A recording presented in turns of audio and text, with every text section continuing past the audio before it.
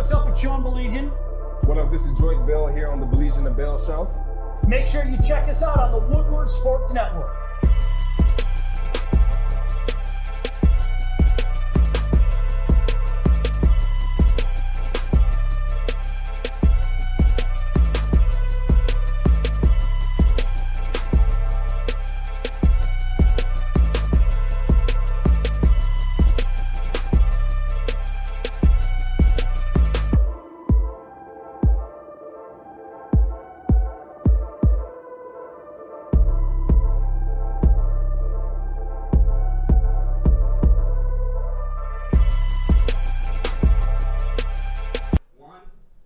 What is up? Glad you could join us. Baligian and Bell here on the Woodward Sports Network.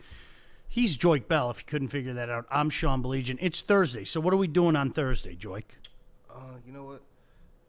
I don't have a throw-up Thursday, but we do have some throwback Thursdays. All right, we could do a throwback. We're doing there. throwback because we're bringing on some former teammates of mine. Yeah. So I think it's a perfect time for a throwback Thursday. Yeah, Don Carey going to be joining us. He's not Don Carey anymore. He's Councilman Don Carey. Let's get that. That's pretty stinking cool. Yeah. It's You know what's funny, man? He kind of reminds me. I don't know if you guys ever seen the TV show Power, and when they have Councilman Tate, and but Don Carey is actually clean, and so. But as far as the look and the demeanor, how they present themselves, like into the public eye, is very similar. Yeah, so, it's for pretty real. Dope. It's pretty dope. Yeah. In case you did not know, former Detroit Lion, he was in the league for 10 years. Don Carey is now a councilman down in Chesapeake, Virginia. It's down near Virginia Beach, beautiful city. I don't know if anybody's been down there. It's that whole area. I love it. Virginia Beach, Norfolk, Chesapeake, beautiful, absolutely beautiful. So he was just elected. He's Councilman Don Carey. So he's taking time out of his busy schedule.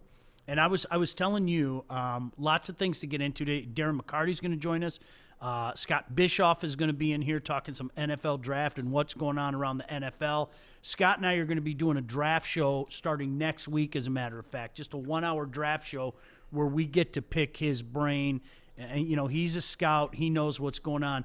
But I was having a conversation with Joique before the show started, and I asked you, would you ever want to be a public servant? Would you ever think about running for public office, whether it be here in Detroit or BH, wherever the case may be? Is that something that would ever appeal to you?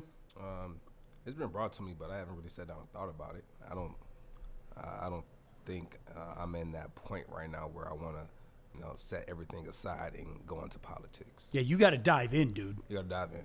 And so, I mean, it takes a lot. You have to commit a lot of time.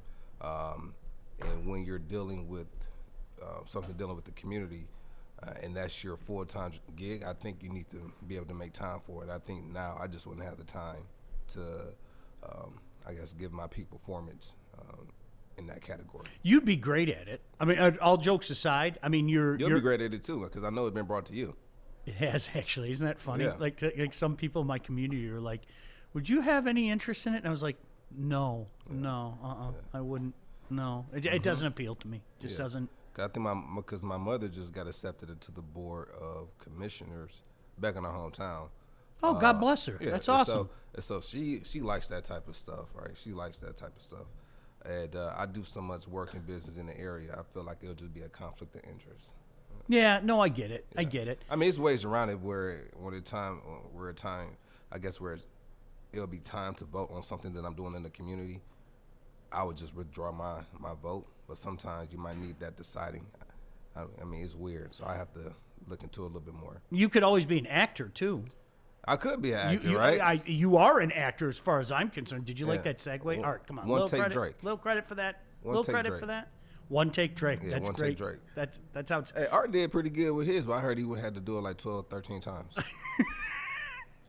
If you don't know what we're talking about, we're going to show you these videos. If you haven't seen these videos yet, and the thing that jumps out to me in these videos, like when I saw it last night, I was literally laughing out loud, and it was one of those things, when you're at home, you have that annoying thing, like somebody's looking at the phone and they just burst out to laughter, right?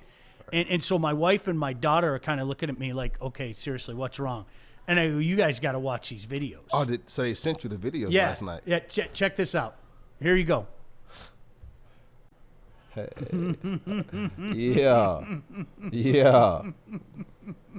Yeah. Watch the actor. I don't know if I would consider it acting, but it's look at Art. It's just it's the no sauce for me with Art right now when he just.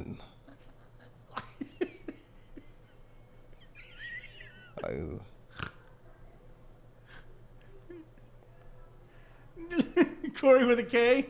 What up, Corey? You know, you got the girls at the table eating their lunch. Like, what is going on? Look at fish.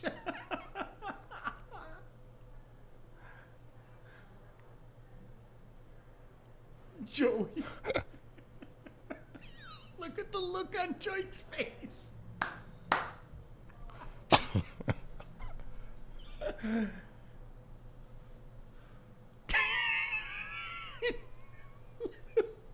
I love this side.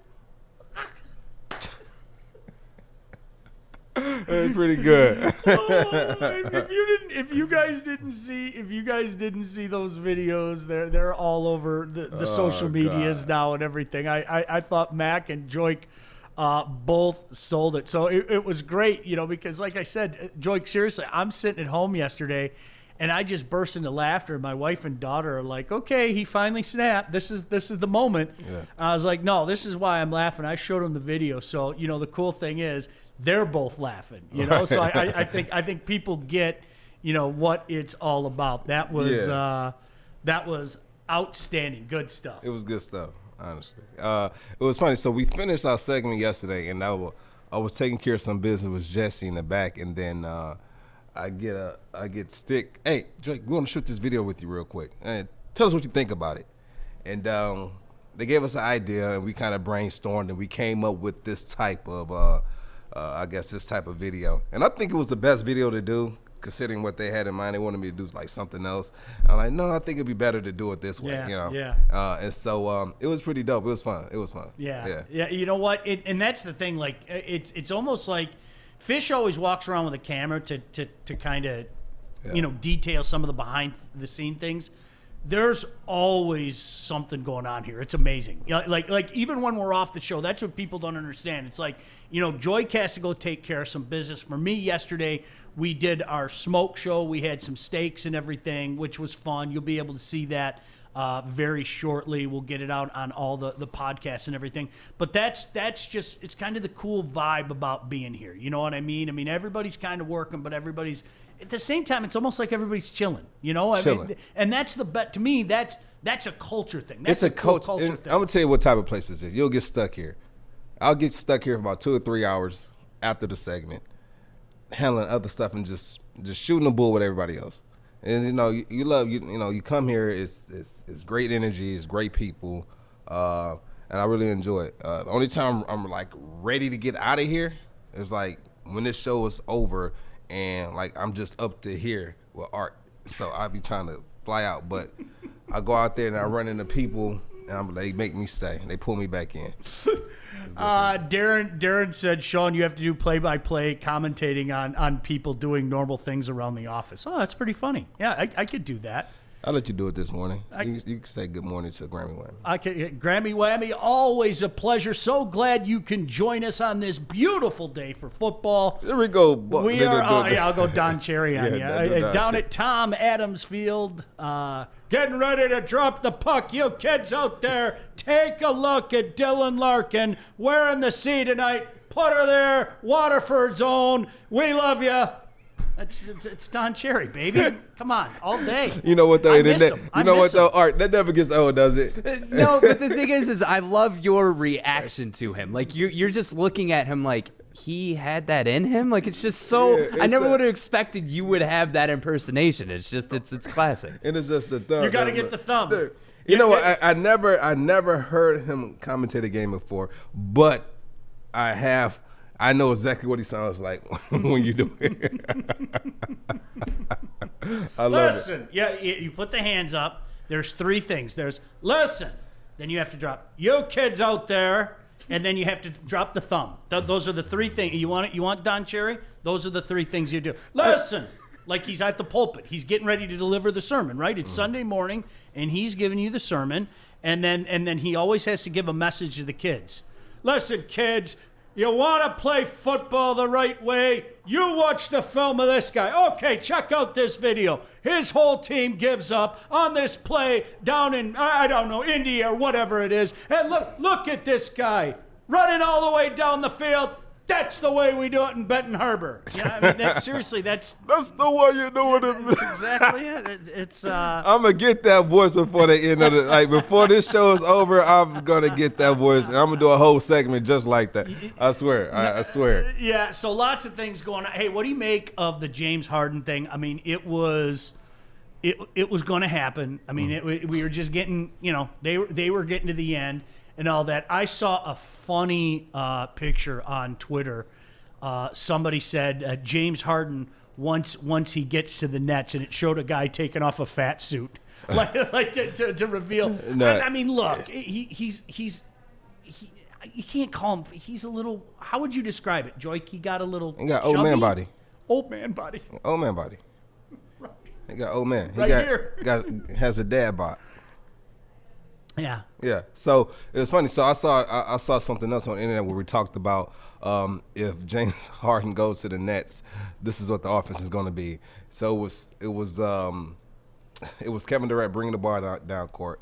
He dribbled the ball about 10 times. He passed it to James Harden. He dribbled about 10 times, and then he threw the ball to Kyrie Irving. He dribbled about 10 times, and he just shot the ball. No offense. But that's what it's going to be all year. Yeah. Just street ball. Oh, heck yeah. They're going to be fun. I'm looking forward to it. Yeah, I'm looking forward to it. Our buddy Chad Johnson sent this to us last night. If you didn't see how this is going to affect him, there was a chart that was making the rounds around the social medias yesterday. James Harden, 2021-2023 tax projections. Of his $133 million in gross wages, Harden's going to take home $13.6 million less by playing for the Brooklyn Nets. And of course, being the numbers guy that Chad is, he said he's giving up $15,000 a day over the next 900 days. That's $14 million in taxes to the state. Yeah. So this was, for James Harden, I still die at that picture, man. It's total old man body. That's just you hit about 48, metabolism slows down, and that's what you're left to deal with. And they go out there and get buckets. Yeah, he's still going out there and getting buckets. He's insane. One of the best, man. Yeah, period. I mean, he's an elite scorer. He goes out there and make plays day in, day out. I mean, I don't care. You can put on another 20 pounds.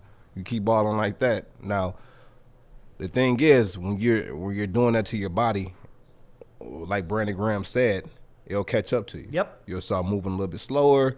You'll start having a few more aches and pains, a few more nagging injuries, and so that's why it's so important to watch your diet and make sure you have your routine to where you're staying at elite level. Miguel Cabrera. Honestly, I mean, I know we all love him here, but let's be honest. 5, 6, 7 years ago, it was okay to have on a little extra weight. Okay, the last couple years, what we've seen is what that little extra weight can do to you. It is the nagging injuries. It's that half second slower and all that stuff. You know what I mean? And that's why every year, and this has kind of been a running gag of mine. I mean, we've kind of heard people around here convince themselves, oh, Miguel Cabrera looks great. He's in the best shape of his career. It's just false. Maybe he looks a little better than the season before. But, when you look at young Miguel Cabrera, that was a fit dude and everything. And I think we've seen that affect Miguel. And again, no disrespect. We all love the guy. Guy's a Hall of Famer. He's one of the best baseball players that any one of us have seen. I mean, just a phenomenal hitter. But to your point, Joique, we've seen that happen with Miguel Cabrera. We've had a front row seat for what can happen if you leave Miguel alone. I see. I knew you that leave Miguel alone. It's baseball. They can put on a little extra weight. He's not stealing bases. I'm just being. He's knocking them out the park. We don't need him to steal bases. He's doing. You know what though? And I was talking to someone who had affiliation with the bigs, and they said like they will actually prefer that their players have a little bit more body fat due to the long seasons. Because you tend to see players who have low body fat. They tend to get more like tissue injuries, like hamstrings, quads, calves, things like that, because their body fat is so low. So you have to eat way more to kind of to fuel your body. And 1,000% true. And so with baseball players, they can have a little bit more extra body fat. He's not doing nothing too crazy. He's not playing in the outfield. You know what the problem is? He can't stay healthy. I mean, that's it. The numbers are going to drop. That's just a fact of life. But I mean, he hasn't been able to stay healthy. I mean, that to me, that's the biggest thing. Is it's like it's that fine line. The little nagging stuff. It's like this has him out for a few weeks, and that has him out for a few weeks.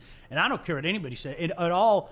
Joique, when you were playing at Wayne State, I was running like crazy, and then like I had this knee injury.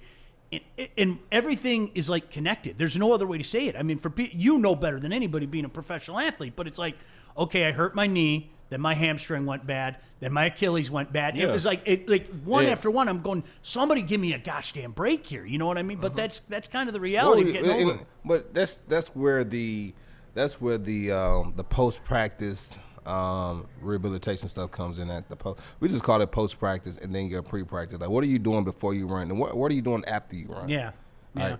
And those are important things. You can't just go run 3 miles and take a shower and just go on about your day. Like, what type of stretching are you doing?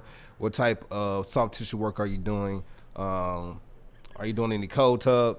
Things like that. Sean repping. Okay. Somebody said the only thing Miggy has been knocking out of the park lately is Little Caesars Pizza. They said Cabrera is into fitness, fitting Big Mac in his mouth. Hey, Kenny, I love it.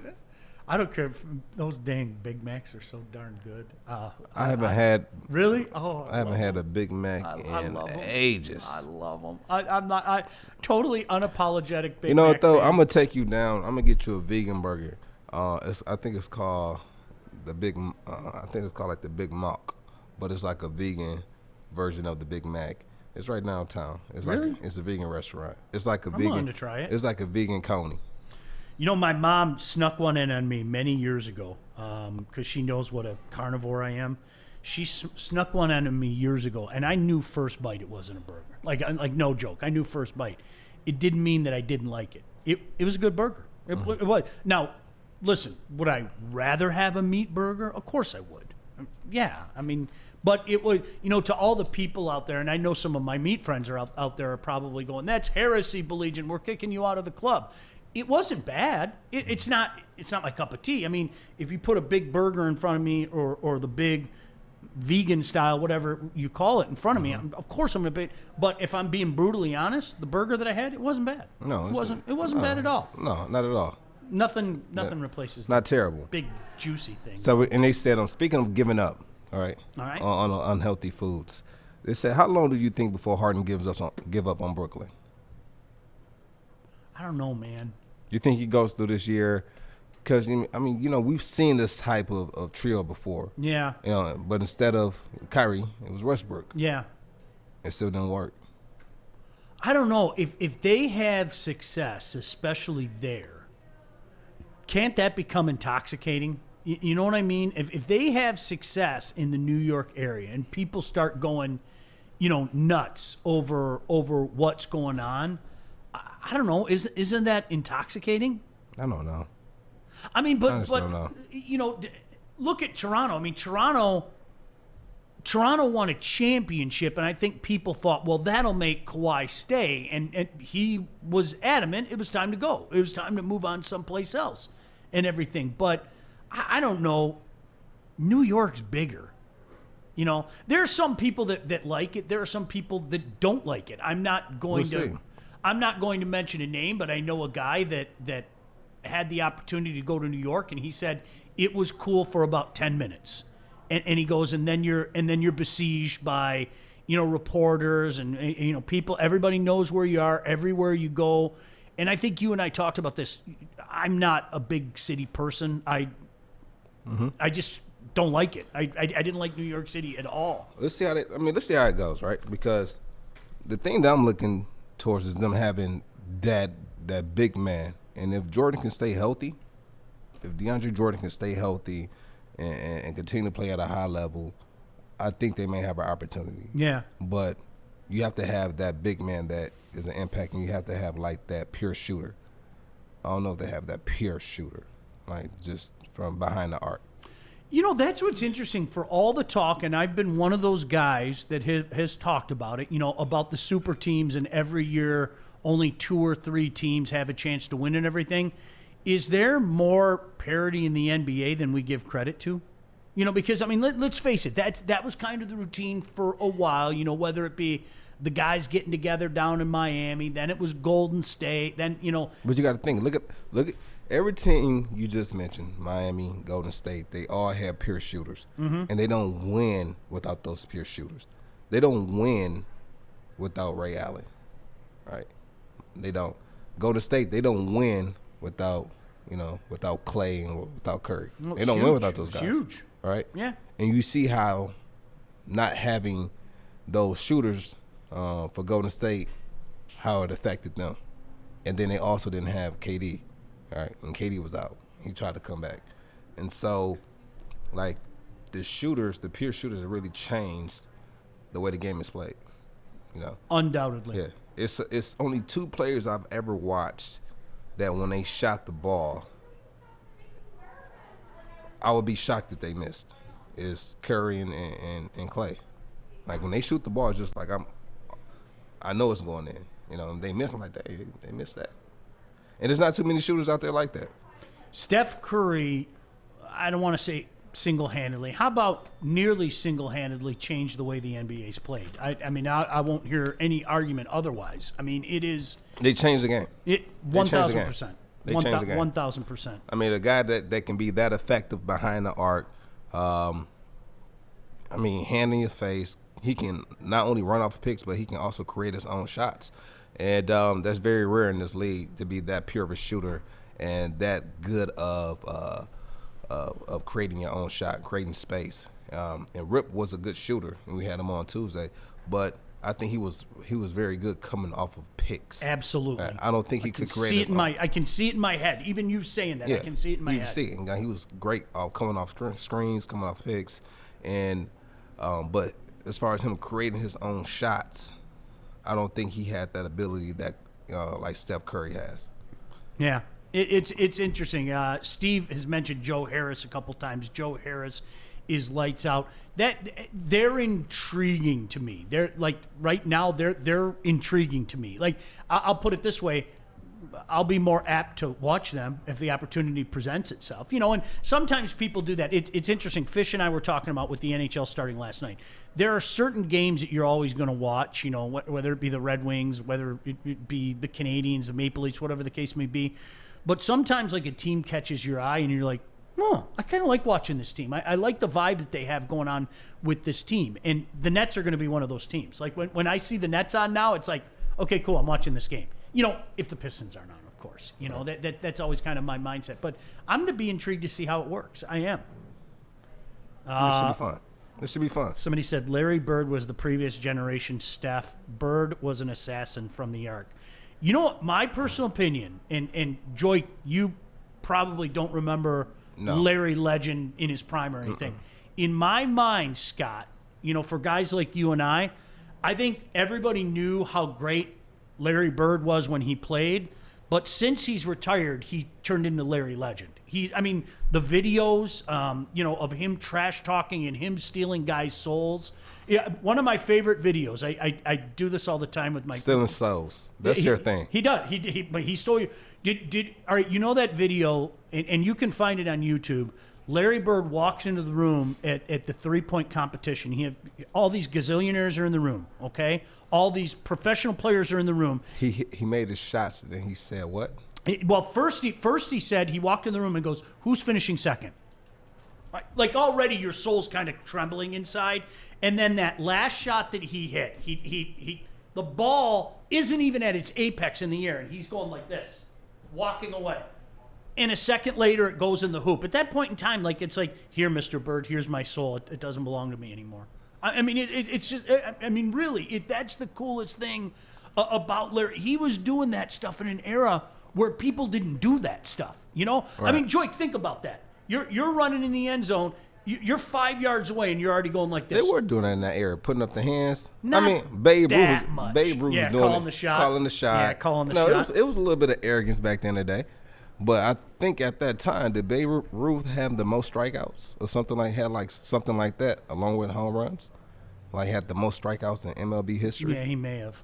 I don't know for sure. But also, but you know, I saw a clip of who was this? I think it was Steve Harvey. He was giving he does a few motivational speeches here and there. So I pick up on a few. All right, and we're gonna bring it up. Take a look at this. Oh, it's unbelievable. Watch the number one finger come up. It's to me, it's the best. It is just like, come on, Larry Legend. There he is. He was so good. So young. Look how young he looks. Oh, he was so stinking good. He looks like the Peyton Manning of basketball. That's a good point. Yeah. Just kind of some backwoods, oh golly gee, because he's from. You say he's from what? French Lick, Indiana. French Lick, Indiana. You said from backwoods? Yeah. Smoking them backwoods. All right, yeah, this is, the funny part is when he gets to the end and they have that behind-the-scenes shot, and he lets a shot go, and his hand's already up in the air. He's got the number one finger already up in the air, like, I just took your soul. Look at Art's going to fast forward it. All right, there it is. Look at those guys. Yeah. Look at even Michael Jordan's going, watch this. Hey, wet. Okay, here it comes, Joique. Oh, that's not the one where he put the number one finger up. Those guys are just shaking their head. But you can find the video on YouTube where he lets it go and he's just walking off the court like this. And the ball is still in the air. It's just, at that point in time, it's like respect. So how many players have actually went to the three or entered the 3-point contest and didn't miss 1 3? Didn't miss one? Didn't miss one. It's been done before. Yeah, it gotta be. It's been done before, and I can't remember who it was. I don't think it was Steph. I think Steph might have got into it. I think he might have missed like 1 or 2, but it was one player. I think he went into it and didn't miss. He didn't miss one. All right, who was that? Art. Great stuff. Well, I'll tell you what, we'll talk about that in just a minute. I think we have Don Carey coming up in just a moment. So, Art, cool to take a break, and when we come back, we'll talk to the councilman, Don Carey, joining us next. Woodward Sports, he's Joique Bell, I'm Sean Baligian. Check us out. I'm looking to bring on another HVAC tech right now. We're recruiting 5 to 10 techs a month. We're looking to grow and expand. Every new tech we hire is from Northwestern Tech. The hands-on training is fantastic. They're always my first call. We love hiring Northwestern Tech grads. They come out trained and ready to work. Our program is only 10.5 months, and our next classes are starting soon. So why wait? I'm looking to hire a graduate of Northwestern Tech. Northwestern Tech. Northwestern Tech. Northwestern Tech. All right, welcome back in. Hey, we got some breaking news before we talk to the councilman, yes, sir. Don Carey. How about Brad Holmes, Corey with a K? This just came down. Corey with a K, if you want to shout at us or you even want to come up here and turn on the mic, it'd be great. But Brad Holmes has been hired. By the Detroit Lions. Corey with a K, what are the details?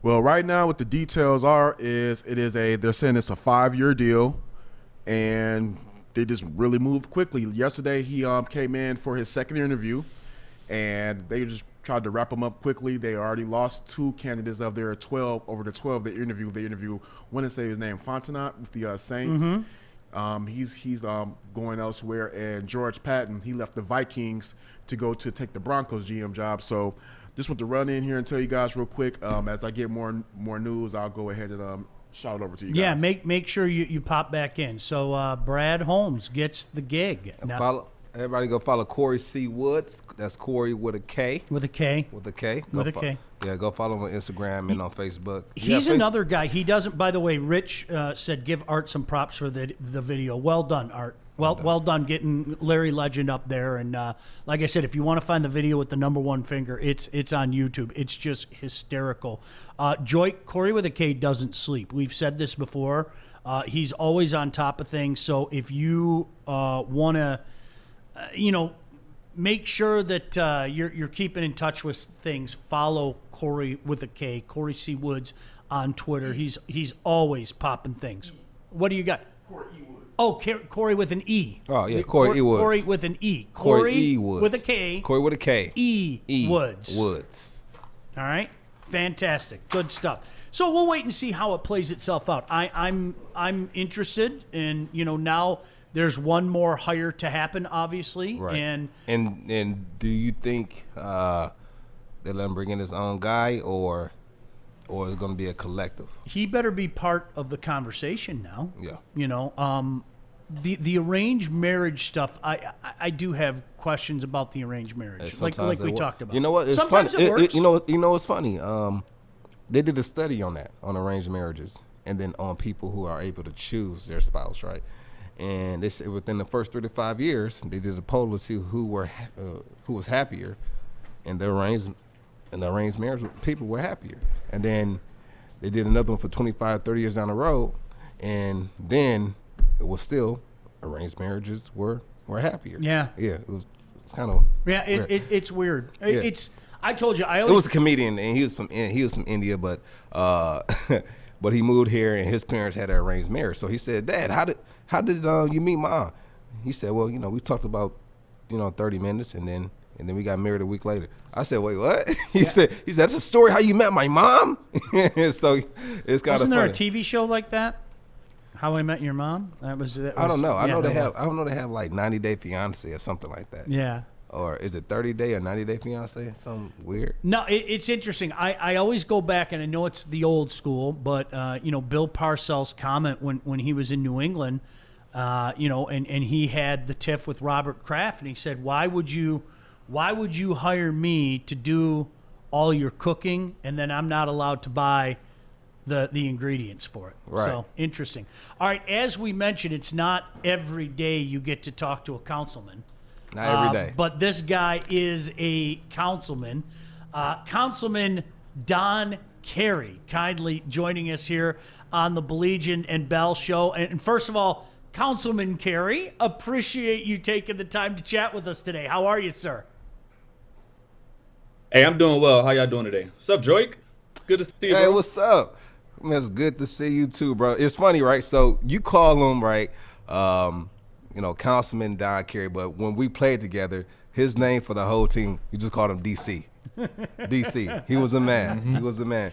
And so he was one of those guys, those players on the team that you will always look towards because he always had that demeanor about himself. And so in the back of my head, I call him like Bishop DC because he was always sometimes he'll lead the prayer before the team chapel, and so he was very instrumental to the team. It's great to see everything is going well for you, DC. Hey, I appreciate it, man, and thanks for the flattery, bro. A lot of hyperbole going on over there right now. Hey, Councilman, first of all, tell me, what prompted you to run for council in Chesapeake? I mean, that whole area, Joique and I were talking about it. Love that area. Beautiful. Norfolk, Virginia Beach, the whole area. Chesapeake isn't exactly a small community. What prompted you to get involved? Well, to be honest, it was a toss-up between staying in Detroit and moving back home with my family. Either way, I would have ran for a political office, rather in Detroit or back here.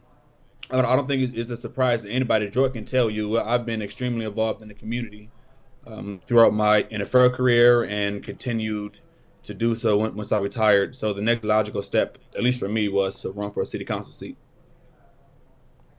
That's true.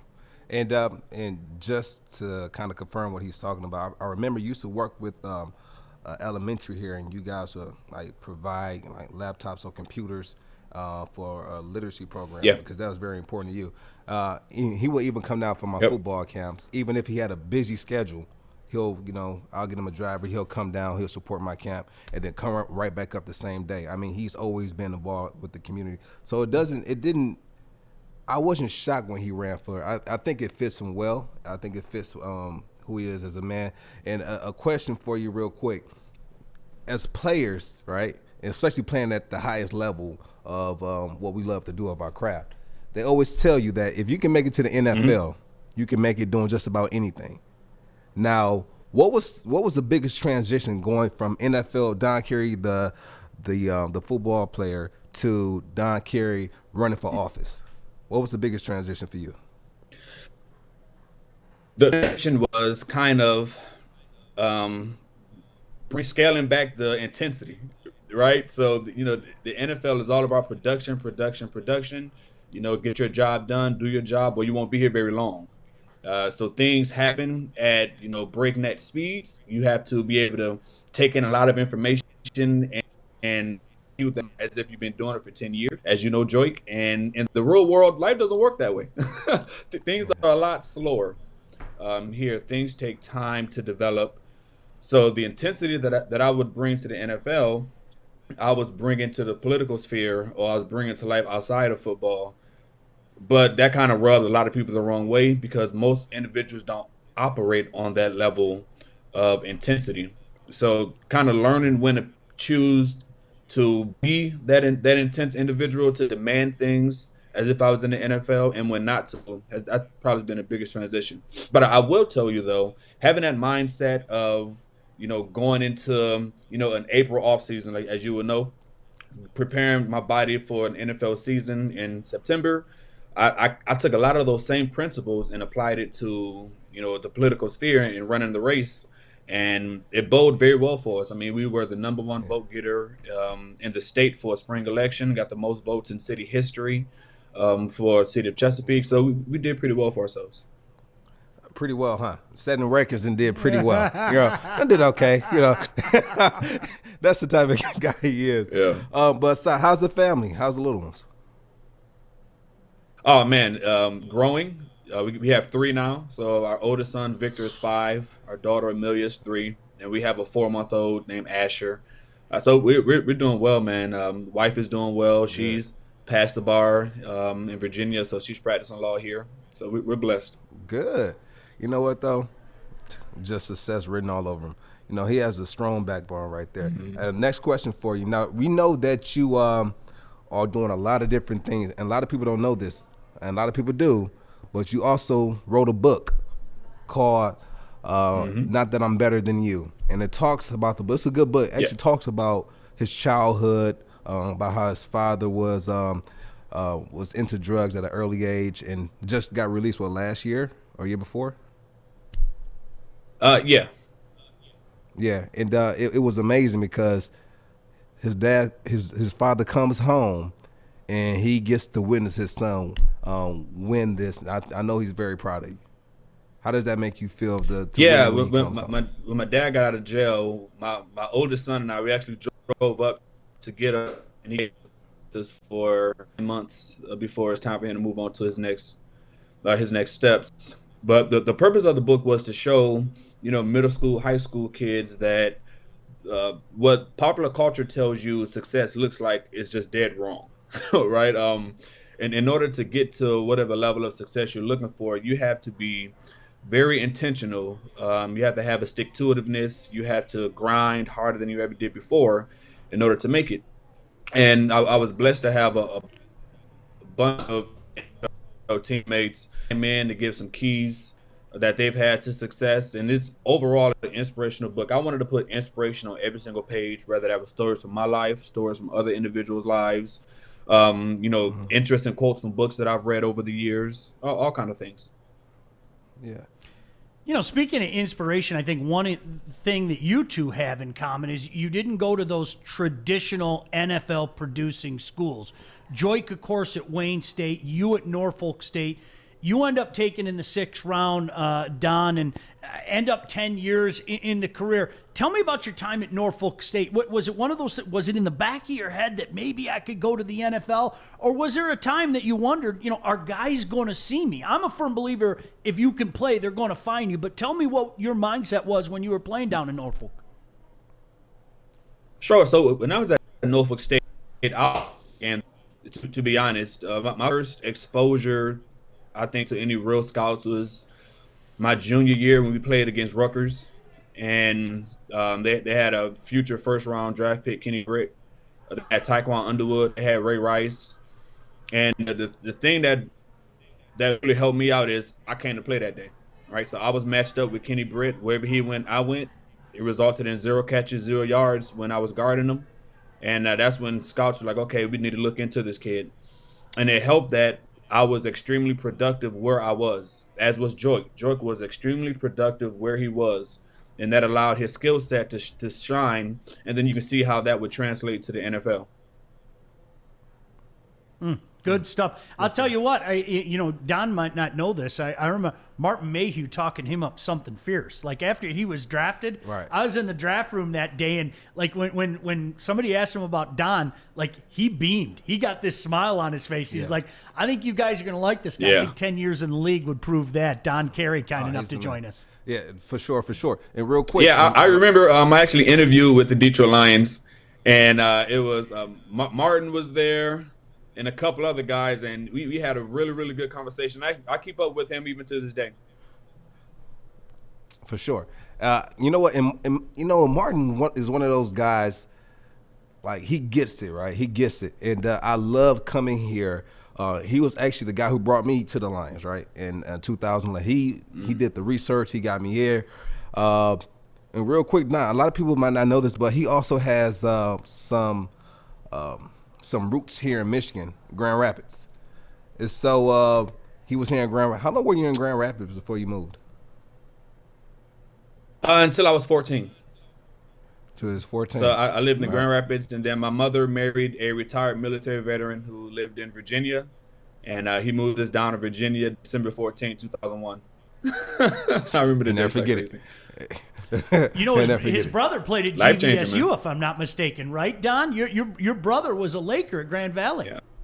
Ugh. Yeah, he was a better athlete, and he had a short stint with the Cleveland Browns as well. You know what? I'm happy he was able to make it to the NFL from the GLIAC. But Grand Valley, yeah. I mean, I guess he's there, so it makes sense. I guess, I don't know if Don, but that was like our rivalry. Yeah, that was our rivalry. Yeah, so he said GVSU. It was that knife. It was just that, you was kept twisting a little bit. And Sean just loves doing that type of stuff. But aside from that, what else do you have going on? Aside from your book and the councilman, like what's the next big thing that you want to accomplish now that you're a councilman, Don Carey? Yeah, so I guess the major things that I'm doing is leading several organizations within the city to kind of help improve the lives of African Americans within my sphere of influence. So we focus on things like education, focus on things like, crime prevention, focus on things like, family. So that's always going to be on fight, within our culture. I'm also making a documentary. So since 2018, I've been creating a documentary called Unspoken, which kind of shares the Christian heritage of Africa, and some of the lesser known history of how Africans have impacted the faith throughout the millennia. But outside of that, man, I am being a husband and a father to my 3 kids, which is the joy that I did not get a chance to experience in the NFL. As you know, in order to be a good football player, you have to neglect your family to a certain extent. And I'm glad to be able to make up for lost time. You know what? And that's great to hear. Keep me updated with that documentary. I definitely want to pub it on here, and I definitely want to watch it. And then 2, you're absolutely right about having to sacrifice time with your family to be able to, I guess, prepare yourself to play the best you can for that upcoming Sunday or that Monday night or that Thursday night. And when I finished, they would ask, "Do you want to go coach?" and I would say, no, I don't want to go coach. No way. No. And it's funny because you got to think of the hours that we put in, right? And I've told Sean this story, but do you remember? Curtis Mockins. I'm gonna say his name because he was so dedicated, right? Mm-hmm. You know, like he sold his house in Detroit, so his family can move back to Ohio where his daughter can play in this travel basketball league because she was a big basketball player. And he went to Art Van and bought a cot, put it in his office, and he just stepped out of his office the whole season. And that's how dedicated he was to his family and how dedicated he was to the team. And every time he had time off, he would just drive back to Ohio to go spend time because they would put in about 16 and 17 hours a day, just watching film and prepping for easy. And that's just like sitting down and clocking it. Sometimes they might be at home working, all right, and it's just around the clock. And so when it's very true what he's saying. You have to sacrifice so much. Hey, Don Carey, tell the wife I said hi, man. It's been so long, man. I'm glad to see you doing well. Let's catch up soon. And I have one last question for you. And Don Carey is a man with a bigger picture, right? He always is always a bigger picture. What is your long-term goal in politics? Because you have my vote, or whatever it is. In politics, yeah, I don't know, man. I'm just trying to be productive where I am, and we'll see where the chips fall. But they made an individual with my type of mindset typically probably wouldn't do well on a national level because I'm too honest, and honesty isn't really a good thing up there. But as long as I can be impactful in the city of Chesapeake, as long as I can make, I can help assist the lives of the citizen elected me to represent them, I'm perfectly fine. Man, we need men like you. We need more men like you. I was going to say, send DC to DC. Yeah. That would be. It only makes sense. You know what? Everything has, everything has a purpose. So we was calling you DC for a reason. It wasn't by chance. I don't believe in coincidences. Get out there to DC. Well, you guys very let's do this interview. I remember that. We'll hold you to it. Very quickly, you guys talk about, here's a guy that was drafted in the 6th round, right? Right. And the Lions kept an eye on him for 2 years. You got to remember, he was someplace else. And when he comes here in 2011, they're going, we liked this guy. That's the kind of work that you guys talk about. And I think, to me, Don, you brought it up earlier, but I think it bears repeating. The work that you guys put in, whether it be the front office guys or you as players, that's got to serve you well at the political level. You're just, simply put, you're going to work harder than other guys. Yeah, I'm used to grinding. So when things get a little tough, I'm like, hey, this is the mindset I've been in for the past 10 years, having to fight for your job, having to fight for your position, having to fight to get things accomplished. It's another day in office. Another day in the office. You got to think. Another thing I didn't think about that. Me and DC actually came to the Lions the same year. You got here at the same time in the year, and I came. Yep. And I got there at the end, same year. Yep. I didn't know that. I thought he was there prior to, but I was a new kid on the block, and I was just trying to find my way around. I was trying to ease my way into it. Great stuff. Yeah. Now, hey, Councilman, we're really happy things are going well for you. Obviously, keep us up to date with the things that are happening in your life, and we really appreciate you taking the time. For mean sure. that. Honestly. Hey, I appreciate y'all, man. Have a blessed day. Good to see you, Joique. Love you, brother. Love you too, man. Have a good one, my guy. The Councilman, Don Carey, kind enough to join us. Yeah. But wasn't that great? It was great, man. I'm too honest. No, we need guys like that more than ever. I rip on now more than ever. Well, this time I'm going to use it. Now more than ever, we need guys that are going to go out there and shoot straight in our political world. For gosh sakes. Yeah. So tired of it. Jeez, Pete. You know what, man? It's good to be able to get in touch and stay and kind of stay in tune with your former teammates. And then that's something that we have now that we've never had before, right? I cannot talk to DC for, say, months at a time, but I can kind of, keep up with him through his Instagram, social media. Yeah. and hey, bro, and I can talk to him. Hey, what's going on here? Yeah. What's going on? I see you doing this, and then we can start the conversation off, because it's not like we're starting back from square zero, right? And so it's good to be able to get in touch with guys like that, guys like Javid, Jordan Howard. We have Amir Abdullah coming on. It's good to be able to catch up with guys and see that they're still doing well post football, considering the stigma with athletes when they're done playing.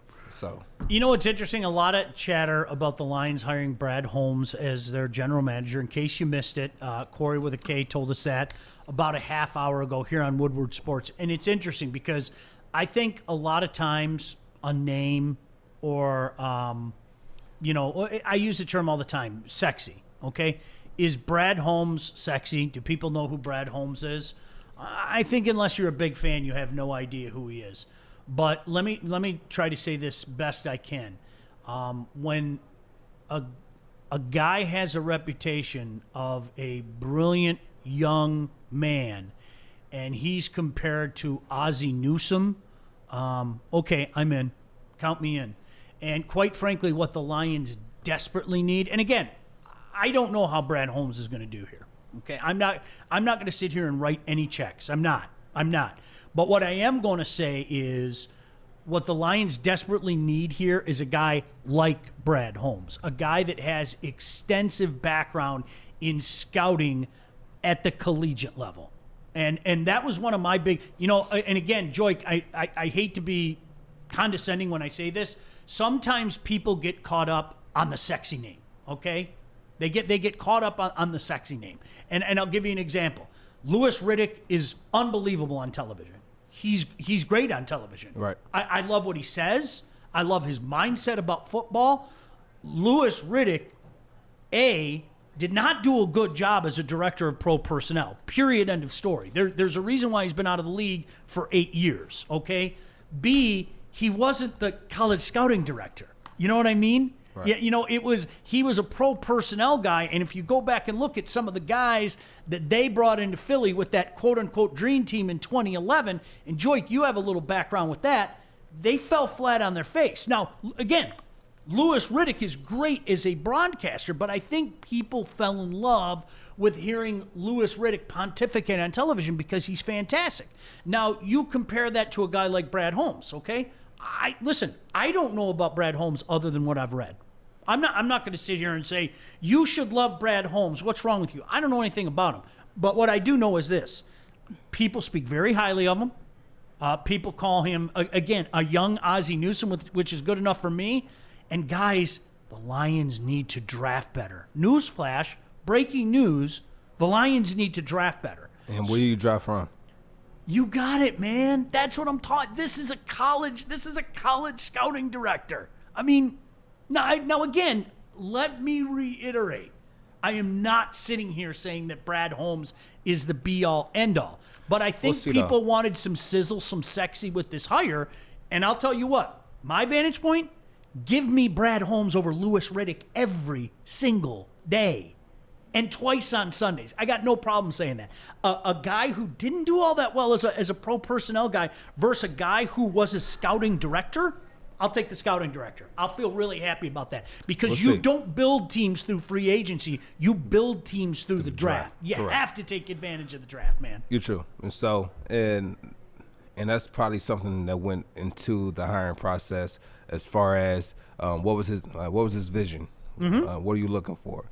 And like we have to rebuild in the draft, probably something similar to Bob Quinn, but he might take a different approach on who he brings in. Yep.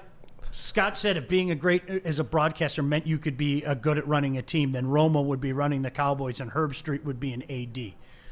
I get it. I'm not telling you you're wrong if you wanted somebody else. All I'm saying, and this is what I always say, dig a little deeper. Because I had this conversation a couple months ago on Twitter with some people about Louis Riddick, and I said, well, what do you like about Louis Riddick? And every answer came back to that, Joique. He's great on the air. Yeah. Huh?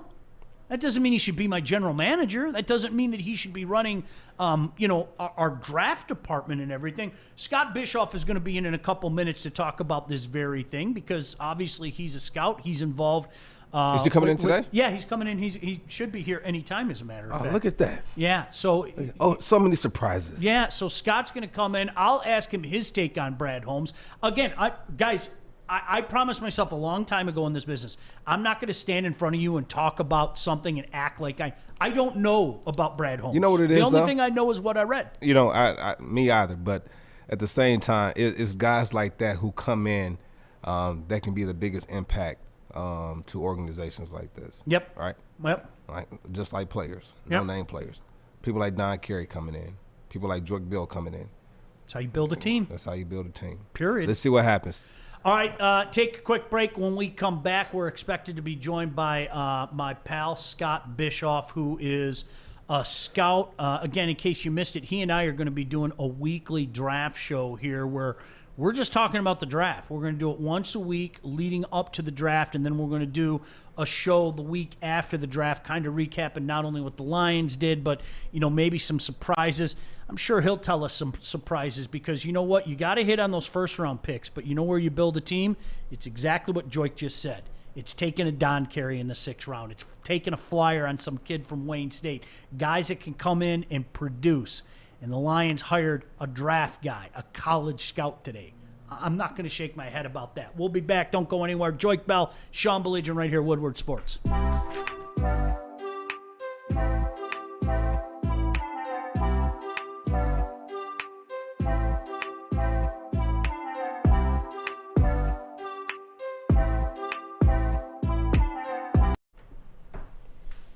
All right, welcome back in. Glad you can join us wherever you may be, Woodward Sports. So Brad Holmes, the general manager of the Lions, a 5-year deal. Again,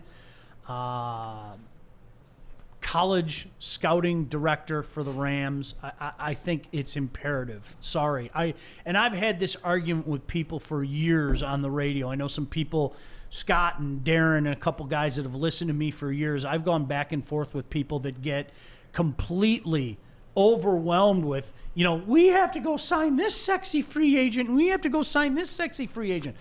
Listen, sexy. Joique, you got to make these contracts fit. Sexy. Under a cap, okay? That's not how you build a team. Sexy. Now, when you get to the point where you guys are close, that's when you say, you know what might help put our team over the top? Let's go get an Everson Griffin in his prime. Yeah. Let's go. You know what? We need more out of our defensive line. So let's go pay a boatload of money for this guy or that guy. That's when you go over the top. That's not how you build a team. You don't build through free agency. You build through the draft. I want a draft guy. This is what it is, though. You build through the draft, and in free agency, you're looking for good players, but more so you're looking for leadership. That's what. Sexy. You like that? I saw you kind of chiming in. I like that a lot. I had to that a little bit. So what you do is you go to the draft, you get these guys to come in, and then coming in, you have guys that they want to be better, they want to become better. How do they become better? And then that's when you go out to the free agencies, and you get guys like a Richard Sherman to come in free agency. You go get a guy like Sue. You go get guys like these to teach these rookies how to be pros. Yep. You know. Yep. Like when Rasheen Methods. With Darius Slay. This is how you be a pro. And they build these relationships with these guys. And now, the older guy's making the younger guy better, and the younger guy's making the older guy better because now somebody's counting on you. Right. Steve said Everson Griffin doesn't want to be here, though. Steve, I think you're missing my point. You don't do it for a crappy team. When you go out and pay that money, a guy in his prime, okay? Everson Griffin still has some tread on the tires. Don't make no mistake about it. But, he's come down a little bit. You get a guy like that in his prime when that free agent year comes up to come in here when you got a good team, but you want to hit next level. That's the point that I'm making. Yeah. Right now, and this is why it isn't going to – when you have a crappy team, okay, and you bring a guy in here, why would he want to stay around? Honestly, I'm not being funny. I mean – if you're Everson Griffin, why would you want to stick around here with a crappy team? That's any team. Yeah, absolutely. When you're getting older, right, and you're playing – in your playing years – when you hit free agency and you can make the choice on what team you want to go to, you're looking at teams that they have a shot, right? Yep. They have a shot. And for the Lions, we didn't have a shot. Nope. And so when you go to teams like that, at some point it's just, you know what, I'm getting on the tail end. I only have a few left. And he has no loyalty here. That's my point, baby. He has no loyalty here. So why stay here and try to rebuild someone we have no ties to? You go make moves like that. I can't go to Jacksonville on a losing team and say, you know what, I'm gonna stay here and help you guys win a championship. Absolutely. I can't do it. You Now Detroit is something different. I mean, this is my roots. Sure. It's my roots. So I don't mind staying here and helping a team rebuild if I'm, from here, family's here, and my loyalty is here to the city, to the people. But for a random person coming in, I can't fault. You want to go be with your family. When you go make that move, that's when you've had years of hitting on draft picks, and you take a team like this team, okay, that had so many non-competitive moments, and 2 years from now, all of a sudden, they're a legit 9-7. They're a legit 10-6. Maybe like your Lions were in 2011, where you're sitting there going, okay, wow, this is pretty cool. And you're in that we're not ready yet. We're good, but we're not ready yet. And then all of a sudden the next year you find yourself a little cap space and you say, pass rush really sucked last year. Pass rush really sucked. Let's go get this guy. Let's go get that guy. And they're not only are they coming in like, I guess, Joique, for the lack of a better term, a mercenary. Yeah. Of course they're a mercenary, but they want to be here because they have the opportunity to win. And as you're talking about this, all right, do me a favor. See if you can bring up the 2012 Lions season and see how many games we lost by a touchdown or less. Just pull that up for me. Continue, Sean. Yeah, but that and so that's the point that I'm making. The Lions are nowhere near that point right now. You do that when you have a good team. Right, see, go get a guy like that when you have the opportunity to do it. Like you talk about 2011. I think they finished that season 11-5. I came in around the last game of the season. It was against Green Bay, and we were playing in Green Bay. I think they pulled Aaron Rodgers out of the game because they knew they were going to the playoffs, and they didn't want anyone to get hurt. They put out a lot of players, and we ended up losing that game, I think 45-42, around those margins. I could be off by a few. But the following year, we felt like we might have had an opportunity to really put up a fight for the division, and we finished, I believe, 4-12. Yeah, fell apart next year, man. But a lot of games we lost by a touchdown or less, I believe. Do you have that, Art? Yeah, there's quite a bit of games that are. I'm seeing multiples at least. It wasn't just one, obviously. No, it was multiple games that we lost by a touchdown or less. Yeah, that's what I'm repeating to you. So how many? So you think about what, 5 games, 5 or 6 games? Yeah, I'm going down the list. There's at least 5-6 games where the Lions lost by a touchdown. And so we're right. And so we're right there. Come on in, Scott. Come on in, Scott. Yeah, and so we're right there in 2000. We weren't a bad team.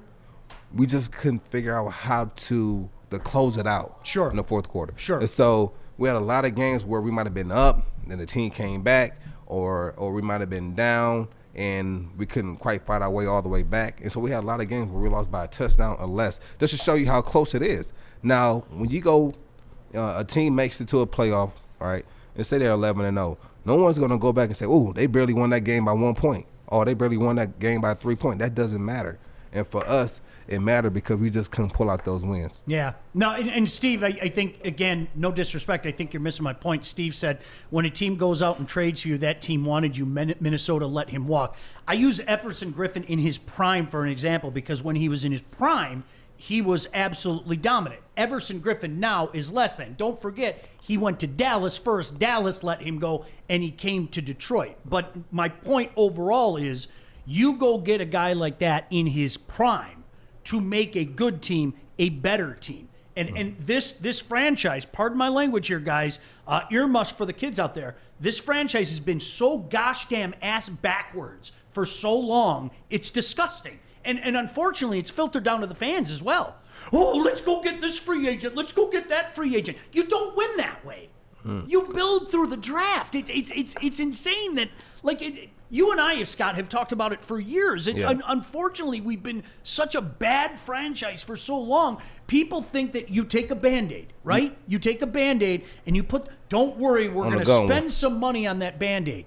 Well, it's going to fix a problem for a year, Yeah. maybe a couple years, but you want to know how you really make that Band-Aid go away? How's that? You draft young players who can come up in your system and can be a part of building something special. Bill Bentley, 13 was Lions' best season, best year.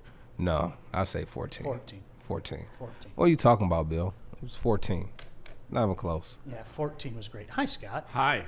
How you guys doing? Tremendous. What do you think of Brad Holmes? What up, though? We were talking about, okay, Scott, he's not a sexy name. Not a lot of people know Why who do he you is. say that? Well, Yeah. because his name isn't everywhere. He's not Louis Riddick and talks wonderfully on the radio and television. That's not All what we right? need. That's not what we need here. You know, Bam, what, thank what you. we need here is blue collar people that's going to come in and work their butt off, know the community, know what we need here, know what we want here as fans. And honestly, what we want here as fans just wins. It doesn't even matter who we want to come here. We just bring somebody here that can help us win games.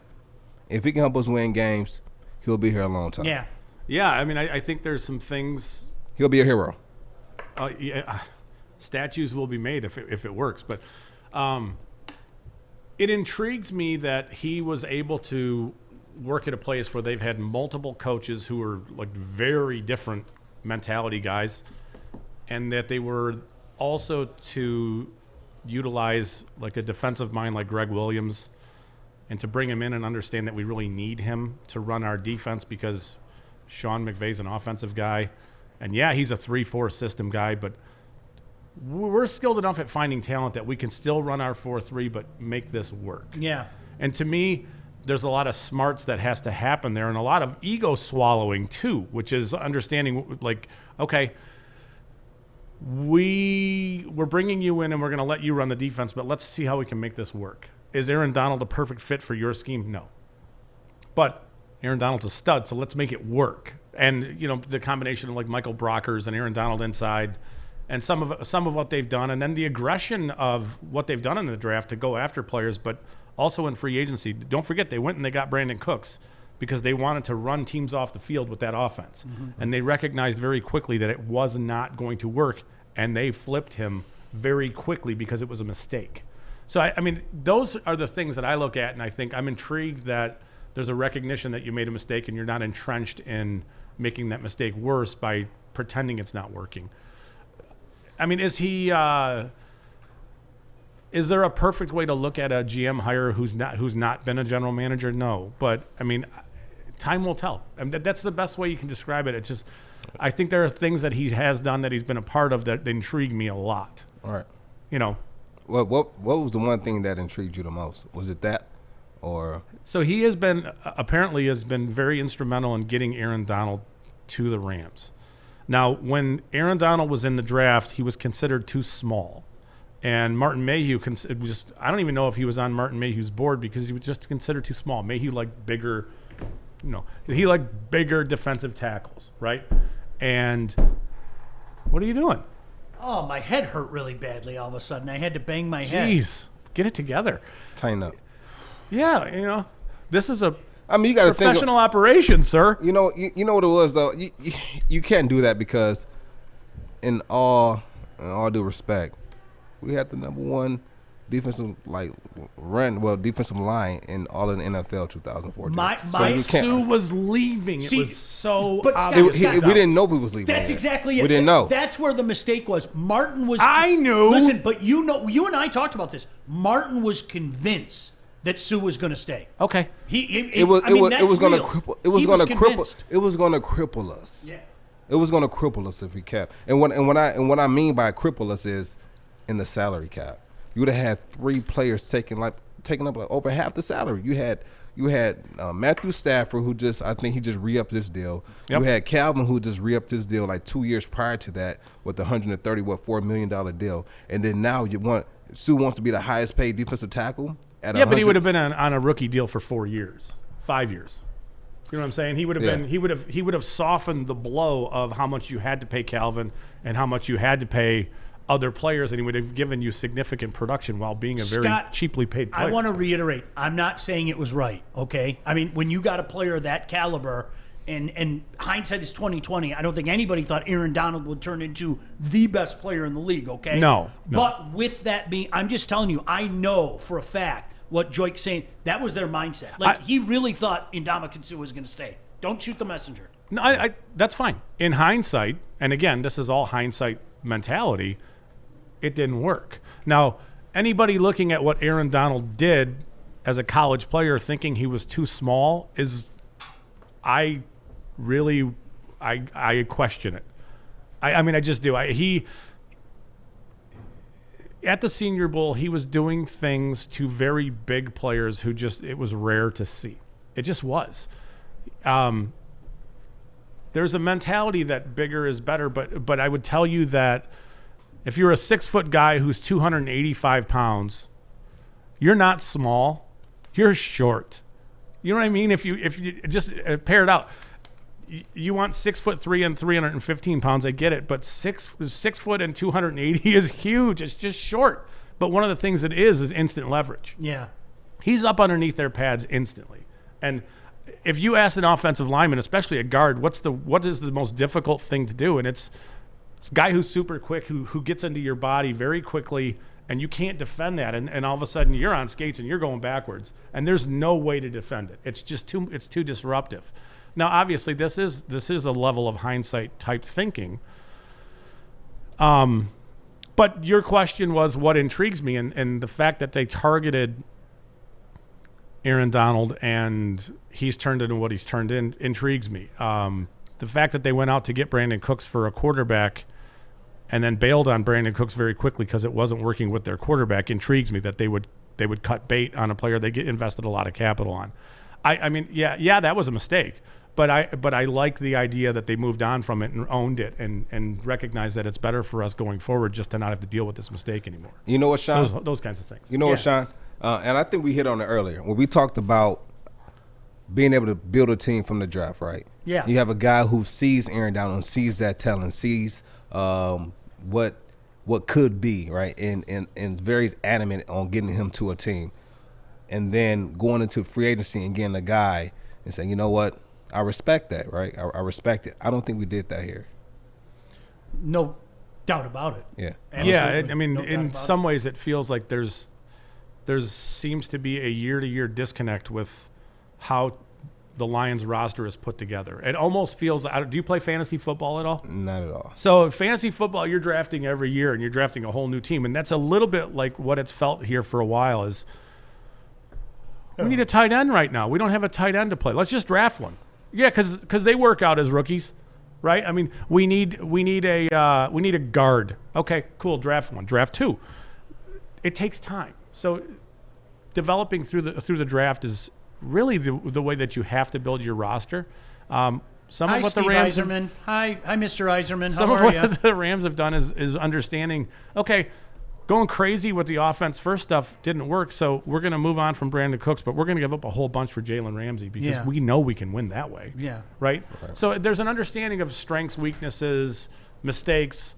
And it's working out for him right now. It is. So, one of the things I think that Hi, Adam. How are you? What's up, Adam? No, keep talking, Scott. This is Adam. This is the guy.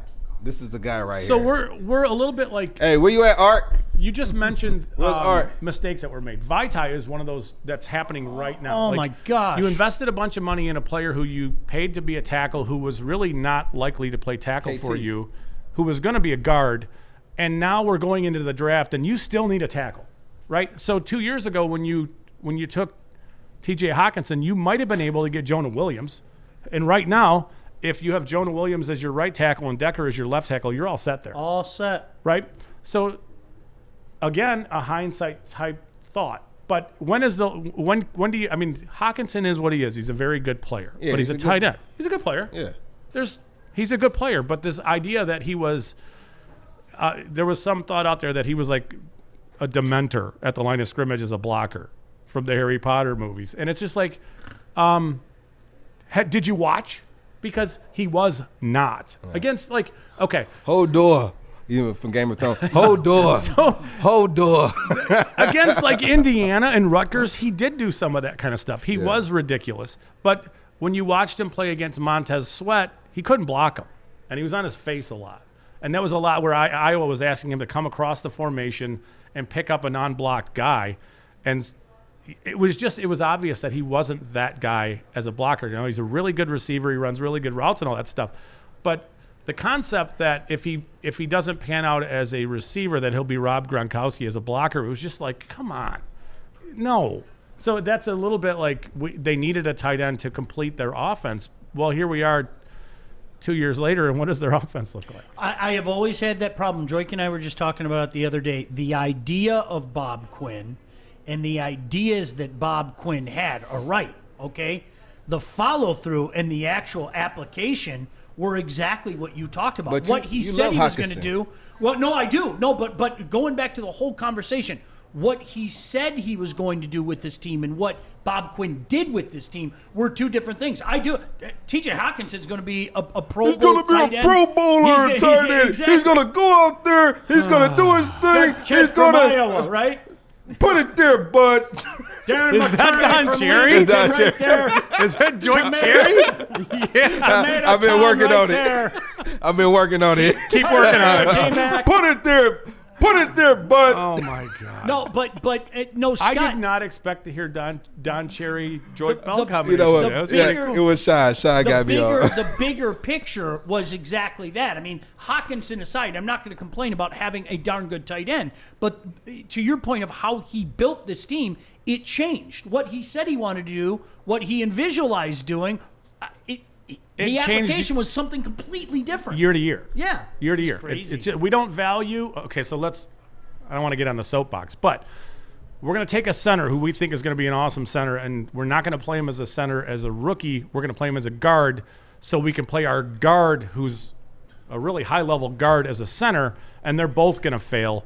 And then in year 2, we're going to move the center we drafted and played as a guard back to center, and then we're going to move our center who played – I'm making this confusing on purpose. So Glasgow plays at a high level as a guard, right? And Ragnow plays at a high level as a center, and then you all of a sudden come up with the concept that you don't value the guard position and you don't want to pay it. After you paid T.J. Lang and he didn't work. So then in the draft in round 3 and 4, you take guards because you got to have them. Yeah. And it's just confusing. Like, what are we doing? Trenches. What's the process behind making these picks and developing these guys? And Jonah Jackson's going to be a fine player, but he's a guard. T.J. Hawkinson's going to be a very fine player, but he's a tight end. And if you're not really – I know he was productive, but Listen, Scott, I've been telling Sean this week in, week out, that the game is won in the trenches. It's won. Just about a third-string quarterback can pick apart a secondary, a defensive secondary, if he has time. If he has time in the pocket. Yeah. You know, just what it is. A defensive line can make a secondary look very well by getting to the quarterback quick with only 4. It is one of the ways where you can hide your coverage issues is getting pressure. Getting pressure. amazing But how looking that at works this out. defensive line, I don't know. I mean, We know. I don't feel- You don't know what? What don't you know? I don't know. Is there anybody that you really want No. going forward? That sounds dismissive, and I don't mean it to be, but we're evaluating Scott, it. I'll go ahead and say it for you. There's nobody on that side of the ball right now that you can look at and say stud. There are a couple young No, you players have that you can players say there. they might grow into something, but right now, But who you does need- a defense, who does an offense look at? All jokes aside, Scott, who does an offense look at and go, On Wednesday. oh my gosh, we really have to stay away from Wednesday that personnel meeting. Wednesday personnel meeting. No. with It's all It's a short meeting. No, because this is how I go. You go to these meetings on Wednesday, right? You go to these meetings. You have your team meeting first because it's Wednesday, the first day of the work, technically the work week. You go on the Wednesday. You have the team meeting, and then you have special team meeting, and then after that, you break off into offense defense meetings. You go to the defense meeting. You go to the offense meeting. When we go to the offensive meeting, we have the coach who goes over the entire player personnel, the whole depth chart for the defensive team or that we're about to play against. They will highlight, they'll go through the entire bag-ups, the starters, and then they will circle and put a star by the blue players, as I always mention. Who is our blue player? And the blue player is the player that is going to, we got to keep an eye on this guy. We might have to double him. Jamie Collins. For us. Yeah. But, I mean, this is an older player who's leaving in a year. Yeah. I mean, honestly, I don't, you're we're not at. doing it for Tavai or Jared Davis. You're really, I mean, There's no penetrating defensive tackles that you're really looking at too much there. Trey Flowers might be one of those guys, but this is the problem with the Quinn Patricia mold guys is if you're not looking for guys who are bigger and going to sort of dominate their gap, Trey Flowers is a good player, but he's not a real explosive pass rusher. So he's a good player, a really good player going forward. And with this roster, but that's he not is one of those guys that. That's not what we're saying, Scott. Blue players is Adrian Peterson in 2012. Then there are none on defense. No, sir. That's it's a donut. That's the blue player. That's no, sir. The Aaron Donaldson, the Ramseys, that's you know the they don't have any. That's what I'm saying. So let's go to projecting into the draft. Here's the problem: is that there's going to be the fan base is going to be screaming for them to address the defensive side of the ball, but with the 7th pick, there's really no player, unless you want to consider Micah Parsons that guy, but he's an off-the-ball linebacker, and it's, how impactful is that player? There's no player at 7 that plays on the defensive side of the ball that's helping you early. Kwity Paye from Michigan's like a freak, and he's big, but he's going to take time. Can he stay healthy? I don't know. No, I'm serious. Because I agree with you. No one can stay healthy in this league, Sean. It's 100% injury rate. No, but you know what I'm saying. What I mean is, can he stay healthy enough to stay on the field? I don't know that there's a good answer for that. Yeah, that's not injury then. You're always gonna be hurt. Yeah. Can he play through the injuries? Can he play through it? Saying. You got it. So how much desire does he have to? It gets into the Jalen Waddle. Why did Jalen Waddle play on Monday? I have no idea. I thought it was awesome, but get him off the field. Get him off the field. I have no idea. So I understand. It's the national championship game. It's your last one. You're never going to be there again. Let me go out there and get a couple plays. I don't care if it's 1 or 2 plays. Just let me get out there. This is last one. Don't run routes with him where he needs to do something violent with that ankle. Yeah, or put him on the opposite side where he's cutting off the opposite ankle. Yeah, and that's fine. And that's fine. Or let him run a vertical. Go a vertical. Go, and that's it.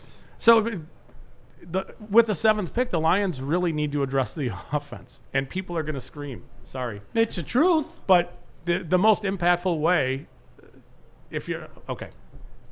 Quarterback is the most impactful thing that Brad Holmes is going to have to figure out, and this is going to be tough. And I really feel for him because no matter which way he goes, it's going to be problematic. But we'll see. I mean, if they keep Stafford, then I think that you have to draft a receiver just for where you are. If they move on from Stafford, you could see them opening up the window to whatever position you want to look at. But the most impactful way is to draft a receiver. They work out quickly in the NFL. They're a little more impactful as rookies. We've seen it. I mean, look at Justin Jefferson this year. Great player, right? But, you tell me that what could Stafford do with Devonta Smith or Jalen Waddle or Jamar Chase, who's sort of people are forgetting because he didn't play this year. That's the way going forward. But it's frustrating. I'm sure it's going to be frustrating for people because the defense is really not getting addressed all that much, right? Like, and even if you address defense with pick 7, Kwity Paye's not helping you much as a rookie. He's just not. Greg Rousseau from Miami is really not helping you as a rookie. He's just not. So if you're keeping Stafford, I would expect that pick to be receiver along the lines of something like that. And it's super exciting because that offense could go next level. I don't know what they're going to do with Galladay. The expectation is they're going to franchise tag him and then figure it out. But, there's really no way to look at this roster and feel anything but, man. Where do we start? Kind of looking at it, yeah. right? Like, where do you start? Scott Bischoff joining us. I don't know. We're gonna continue talking about this. A little footnote: he and I are going to be doing a draft show starting next week. We're going to do it once a week, a 1-hour draft show. If you have any questions or comments for him, they're guys you want him to talk about. He knows about it. He's been scouting these guys. That's what he does. We're going to switch gears, talk some hockey. Darren McCarty in the house coming up in about 10 minutes. But, Scott, one thing that you and I talk about each and every year, the mock drafts that are out there right now are fun. Like Joique, it's fun to look at them. Right. Pay no attention to them. Don't pay any attention to those mock drafts. There are going to be some names that are there. There are going to be some names that are there. And then there are going to be names that seemingly come out of nowhere because we start to find out what the the real scouts are thinking about, not the media guys, not the guys that, watch all the Power 5 conferences and everything. I'll give you an example. Your former teammate, Ziggy Ansah, was nowhere near the first round this time, a couple months before the draft, and we know how that worked out. You know what I mean? So it's fun to look at the draft, the mock drafts. I'm a mockaholic. I look at multiple mock drafts a day. I admit it. I confess I'm a mockaholic, but I also know just don't put a lot into them at this time. You know what, though? You said that about Ziggy Ansah. What about, was Jimmy Graham a first rounder around this time? Oh, no.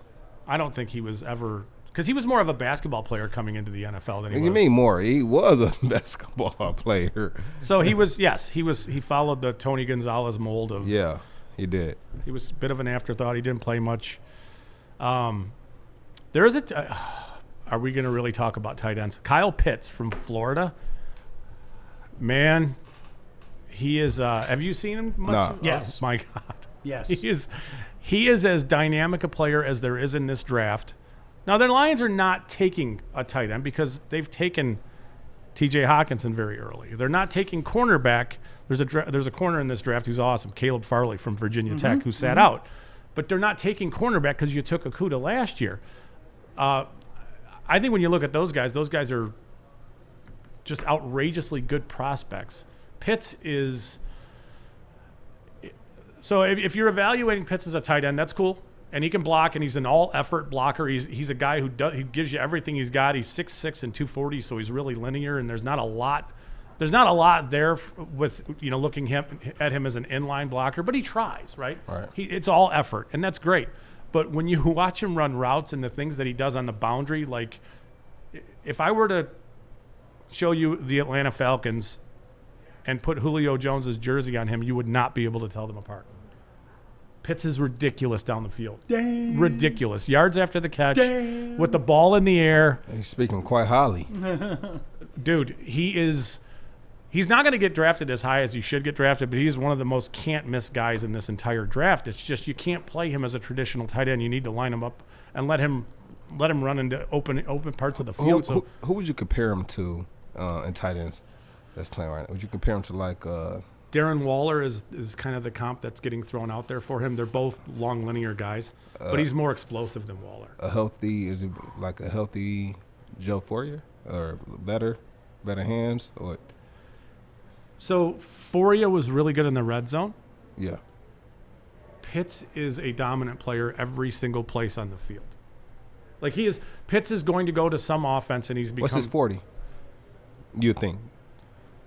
I don't know. It doesn't matter. I'm just asking. I'm going to say in the 4.6 range, because I think his speed is. He's not Vernon Davis running 4.35.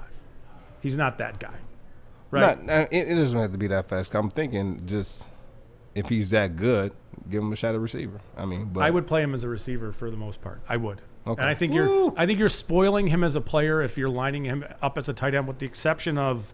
If you line him up as a tight end, there are times when he will get covered by linebackers, and that is a great scenario if you can do that. The thing about him that intrigues me is that you put him in parts of the field where he's one of the guys like you're mentioning, who are the blue guys. Yeah, he's a guy that a defense would say, where's Kyle Pitts, and what's he doing, and we have to commit a corner and a safety to him because he's such a good route runner and he's so explosive that we can't just leave one guy covering him. So if you have a tight end occupying two players like that, what does it do for the other players on the field? It gives them a lot more space to work with, even if you're not throwing the ball to him, right? It just he takes that dimension. He requires a lot of consideration for a defense just because of what he does as a route runner and the speed. And if you get the ball into his hands in open space, it's just. Let's see what he does in the NFL. We will. He is going to be. Again, tight end position it's a very tough transfer. It's a hard transition to go from college tight end to NFL tight end, but if teams are smart, if a smart team takes him and lets him play a lot as a receiver and just run routes, he will be super productive.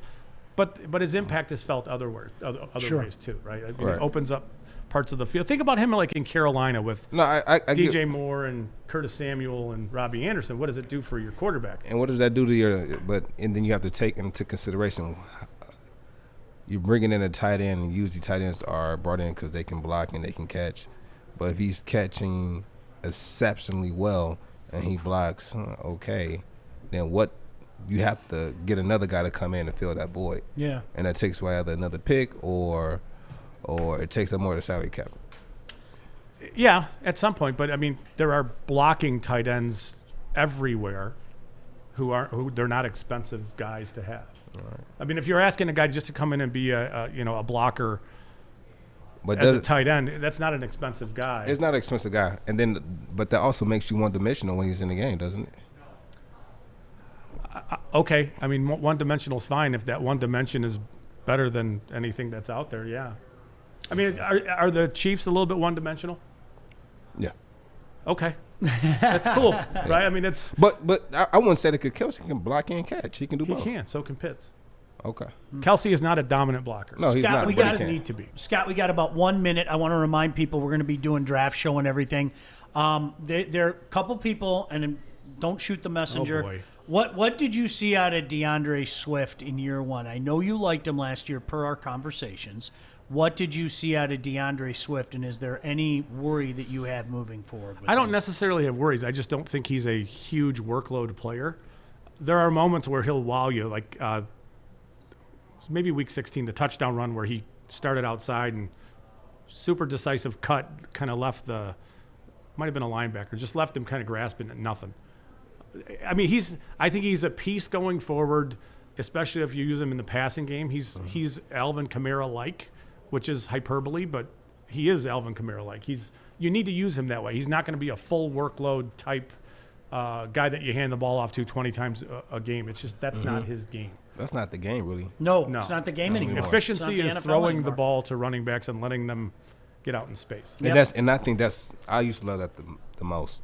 They never throw me a screen in the open field and let me set my blockers up and let me get yards. Yep. And break let me tackles. Get busy. Let me get busy. Guys miss, yeah. Let me get busy. Yep. Get me out there in the open field. All right. We got to go. It's always a pleasure to chat with you, my friend. I'm Thank looking you. forward to doing show. It's almost like great. we've done this someplace before. Yeah, somewhere else, haven't we? yeah. Somewhere. A couple times. I think we'll be all right. We'll be okay. No, I wanted to bring you in, chat.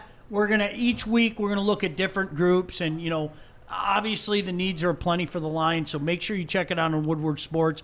This is content you're not getting anyplace else. Scott Bischoff, my friend, my pal, can I get a fist from you? You're not gonna leave me hanging, are you? You're the best ever. All right, listen. When we come back, we are joined by. There are 4 Stanley Cups in this room right now. There are 4 Stanley Cups in this room. They all belong to the same guy, but we're going to talk to him next. Don't go anywhere. It's Woodward Sports. Joique Bell, Sean Baligian. Darren McCarty joins us next. I'm looking to bring on another HVAC tech right now. We are recruiting 5 to 10 techs a month. We're looking to grow and expand. Every new tech we hire is from Northwestern Tech. The hands-on training is fantastic. They're always my first call. We love hiring Northwestern Tech grads. They come out trained and ready to work. Our program is only 10 and a half months, and our next classes are starting soon. So why wait? I'm looking to hire Hire a graduate of Northwestern Tech. Northwestern Tech. Northwestern Tech. Northwestern Tech. Yeah, in case you missed it, we had a couple of unbelievable videos. Art, if we even have a second, maybe we can play those commercials that we did earlier with For sure. with Joique and Darren. In case you missed it, I'm nominating both of them for Oscars. I think their acting ability was phenomenal. Here we go. Take a look. I love this one, Joique's, because how did he keep a straight face? And, I just want to point one thing out, too, that I saw. Here's Art, always kissing ass. Always. Always. And put his shirt on. Yeah. He had his crop top on. Corey. Corey with a K. Corey with a K with a scarf on this side. With a scarf on inside, yeah. Here's the best. Look at the form on the fish. Yeah. Fish, great form, buddy. You be Well, fish is a great name for you. You like the fish out of the water.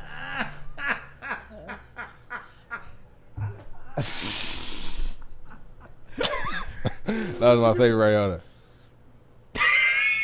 Morning, Art. Morning, D-Mac. Watch his sigh. I love his sigh. Every morning. I love it. Every morning. Robin's racing. Hey, Bill Bentley liked it. That's if I get a smile from Bill Bentley, my day's made. How you doing, buddy? All right? I'm doing good. How you doing? Yeah, fantastic. Looking forward to tonight. Wings back in action, taking on the Carolina Hurricanes. Joique, I know I'll let Darren explain it to you, but you laugh when I brought up Mac's quote when Steve Yzerman came back. You know, Darren's quote to me was, "Dad's home. Everything's going to be okay." You know what though, and I think he is home because.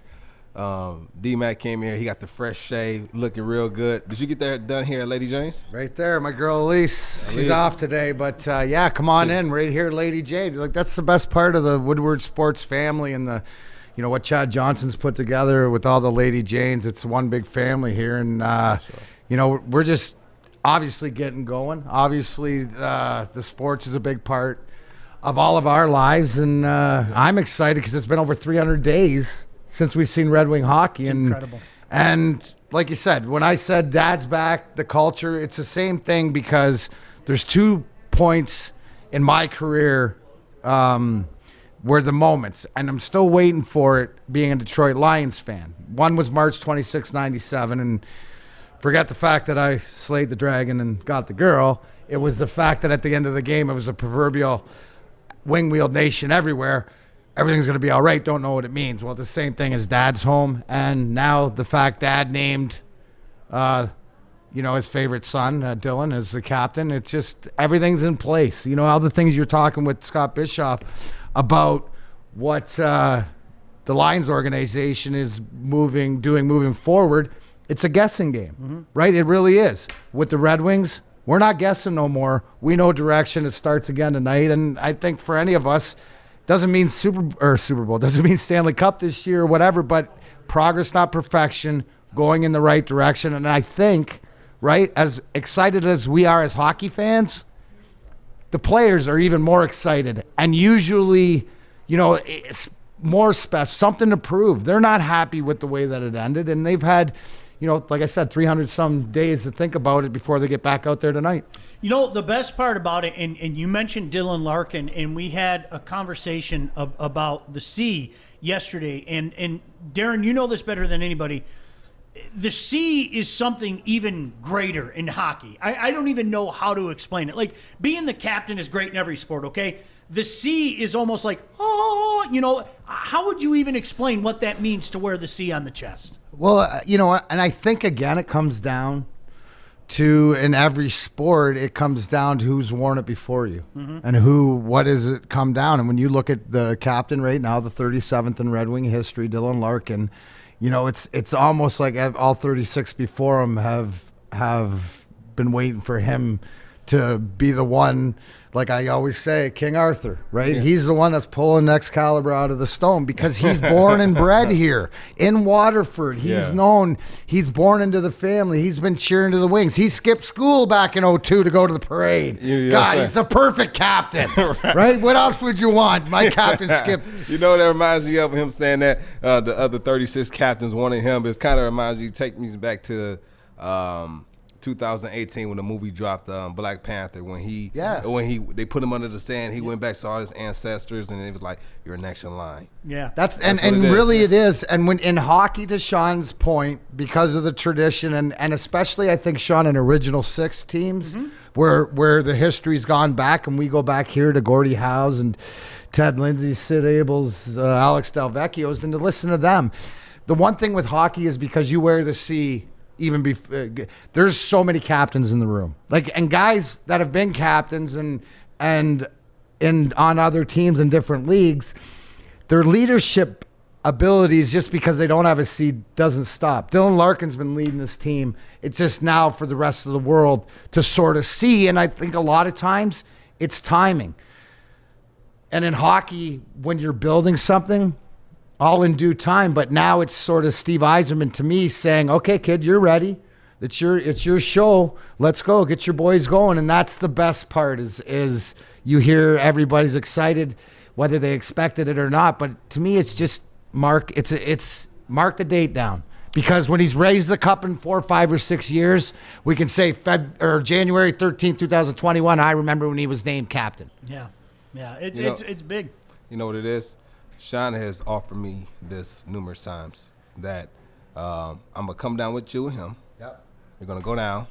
We're gonna go to a Red Wings game. Oh, that's beyond given. That's bar none. Yeah, that's bar. Okay. Dude, can you do your John Cherry again? Because that was awesome. You know what though? I got it from Sean because Sean does it the best. Well, Sean's supposed to do it. Put it there, bud. How about that voice? Well, yeah. There he is, the pride of Tomato Town, Leamington, Ontario. I tell you, you kids out there, you want to win a Stanley Cup, you get Darren McCarty in your team. Okay, Blue, take us home right now. Right? Exactly. And I can never be that good doing it. No, dude. But you understand. But who's that guy in football, right? Like, who is the guy that you're growing up? I'm gonna tell you the person that I grew up watching that had that energy that across any sport, period, he was the guy. Montel. Yeah. Dick Montel. That's who it was. Absolute Dickie V, baby. Yeah, absolutely. Madden was another guy in football. Yeah. I mean, Madden was quotable for 30 years. I mean, he really it kind of got really old at the end, but he was quotable for 30 years. You want to see athlete, and you want to know what a media geek I am or whatever. Gary Thorne. Oh. The baseball voice of the Baltimore Orioles and Baseball Tonight. Gary Thorne, the baseball guy, calling my goal as a hockey guy. Mm-hmm. And you know me well enough to know that baseball is my first love. Mm-hmm. So to have that caveat, also Bruce Martin. Calling the second period when I scored that goal and have Bruce Martin, that Ken Cal let him do the call. That's one of those things to have that moment with Bruce Martin, who I listened to on WJR growing up as a kid. It's crazy. And those are the things here at Woodward Sports that we love. And it's, where everything sort of comes together. Because at the end of the day, we're all cheering for our teams. No, that's exactly. We all want them to do good. We want, great guys in this and hindsight and that. And Joique and I are just glad that we can bring it to you from this side instead of the other side, because I don't really want to play anymore. Games change. It's not your and I game anymore, right? I can still go back if I wanted to. I got a little more if I wanted to. I got one shift left. I told the coach. I just got one. You pay me one shift. I hate to see who's getting it. You did say that. I did. I got one shift left in me. You got one? I'll probably be suspended. Yeah. You can guarantee I'd be suspended. I guarantee. I got one more year in me of only third downs. Only third down. That's it. Let me pick up the block. Let me run a couple screens. That's all I got for you. Hell yeah. I'll give you a couple. Get one more. Yeah. Get one more. I can get one more. I mean, but now that's tough now. I would have to go back into my going back to what DC talked about and sacrificing time with my family, and my kids. And I just don't want to do that anymore. I'm fine. Yeah. I'd rather be here with D-Mac, the legend, and Sean Baligian. That's where I'd rather be. Well, it's just, here's the thing, Joique, is giving out, there's a different knowledge and there's a different experience that we can offer now that is probably more valuable than it is on the field, Question for you. What would you tell your younger self as a player? If knowing what you know now, what would you tell your younger self? I ask a lot of guys this. I think, and this is this goes totally not to anything playing. This goes to what should actually happen. There should be a 9th grade class called Learn Your Credit Score and what it means to you, right? No. As an 18-year-old, 17 to 18-year-old, if you can learn to nurture your credit score, that gives you so much more of an opportunity.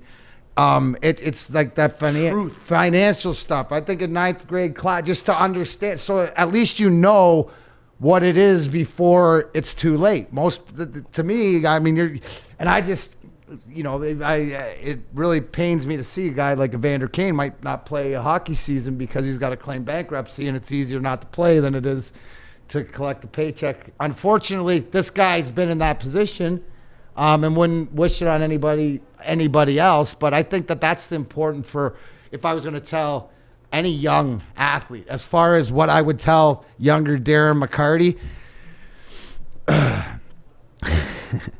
what I would tell younger Darren McCarty is I think that I would have, if I'm going to be 100% honest, is just take 15 years and check out of whatever I thought I wanted to do and just stay on track a little bit better.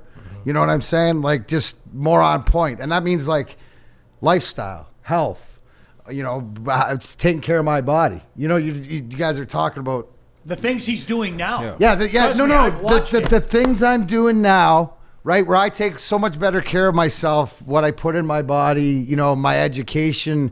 We were talking this morning with the morning show about Chad Ocho Cinco, not our Chad, but saying that he played and he ate McDonald's. That's all he lived on, McDonald's, when he played his pro career, right? And, metabolism.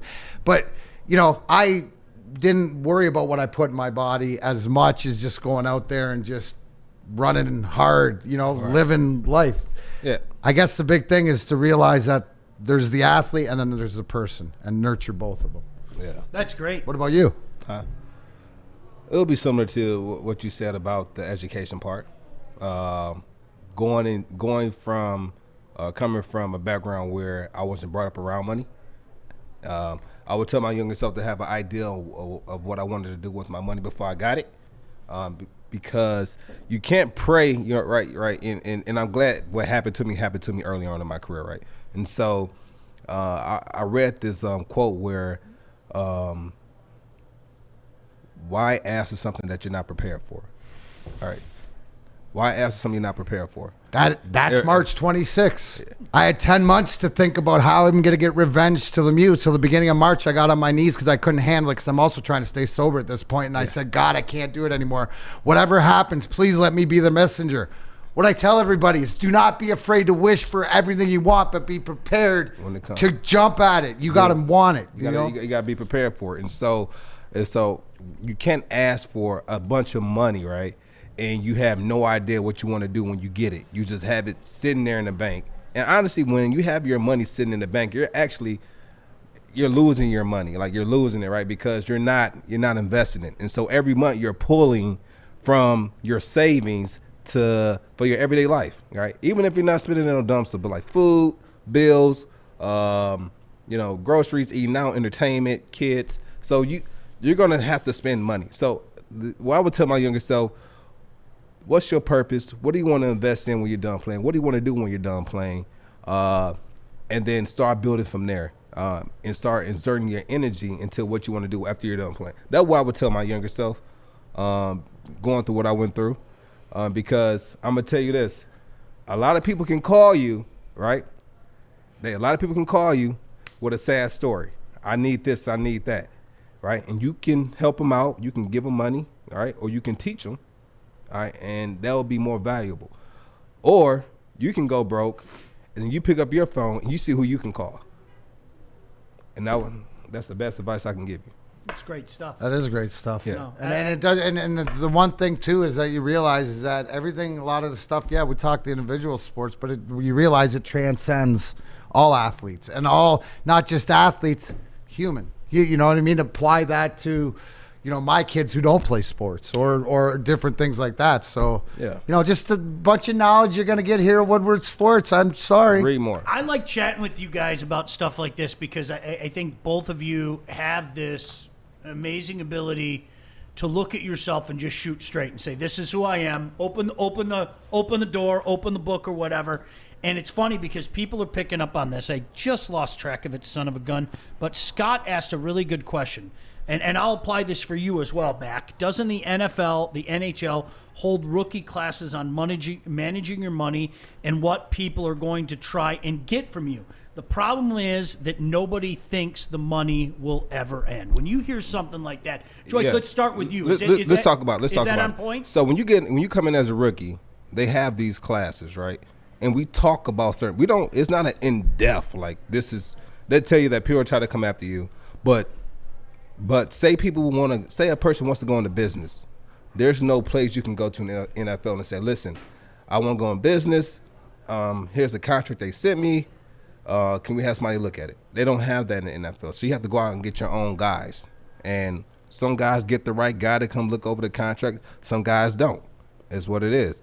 But they'll have people come in and talk about banks, whatever it might be.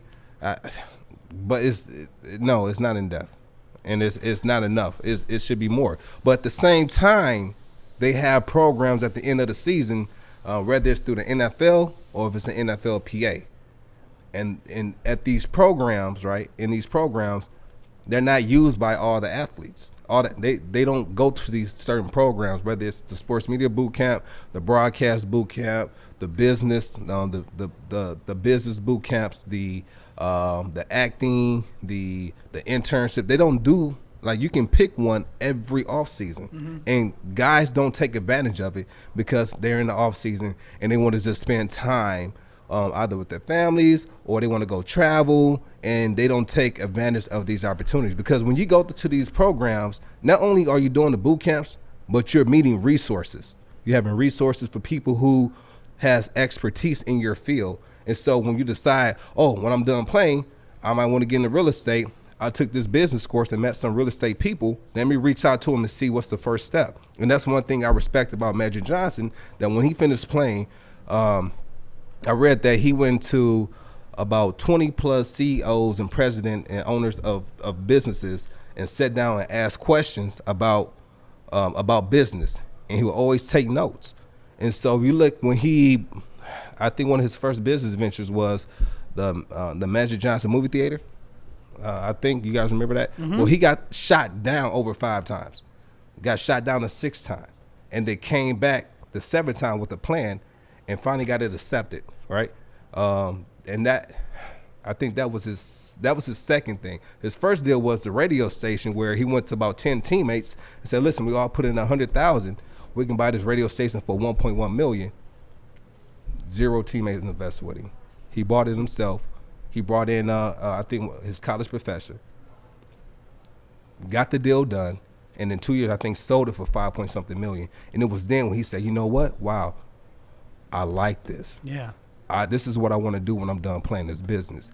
And then one of his biggest ventures outside of owning the team was the Starbucks, which Shaq actually turned down, and they took the deal to Magic Johnson. That's how he got into Starbucks, is because Shaq shot it down. Isn't that amazing? Yeah. Mac, what about for you? Is there anything like that? Well, I think that the most poignant thing is that when you're young, you don't think it'll ever end. Yeah. And it's about, it's the bottom line. It's about the people. It's people, places, things in life, and it's who you surround yourself with. I think it's what's the most important.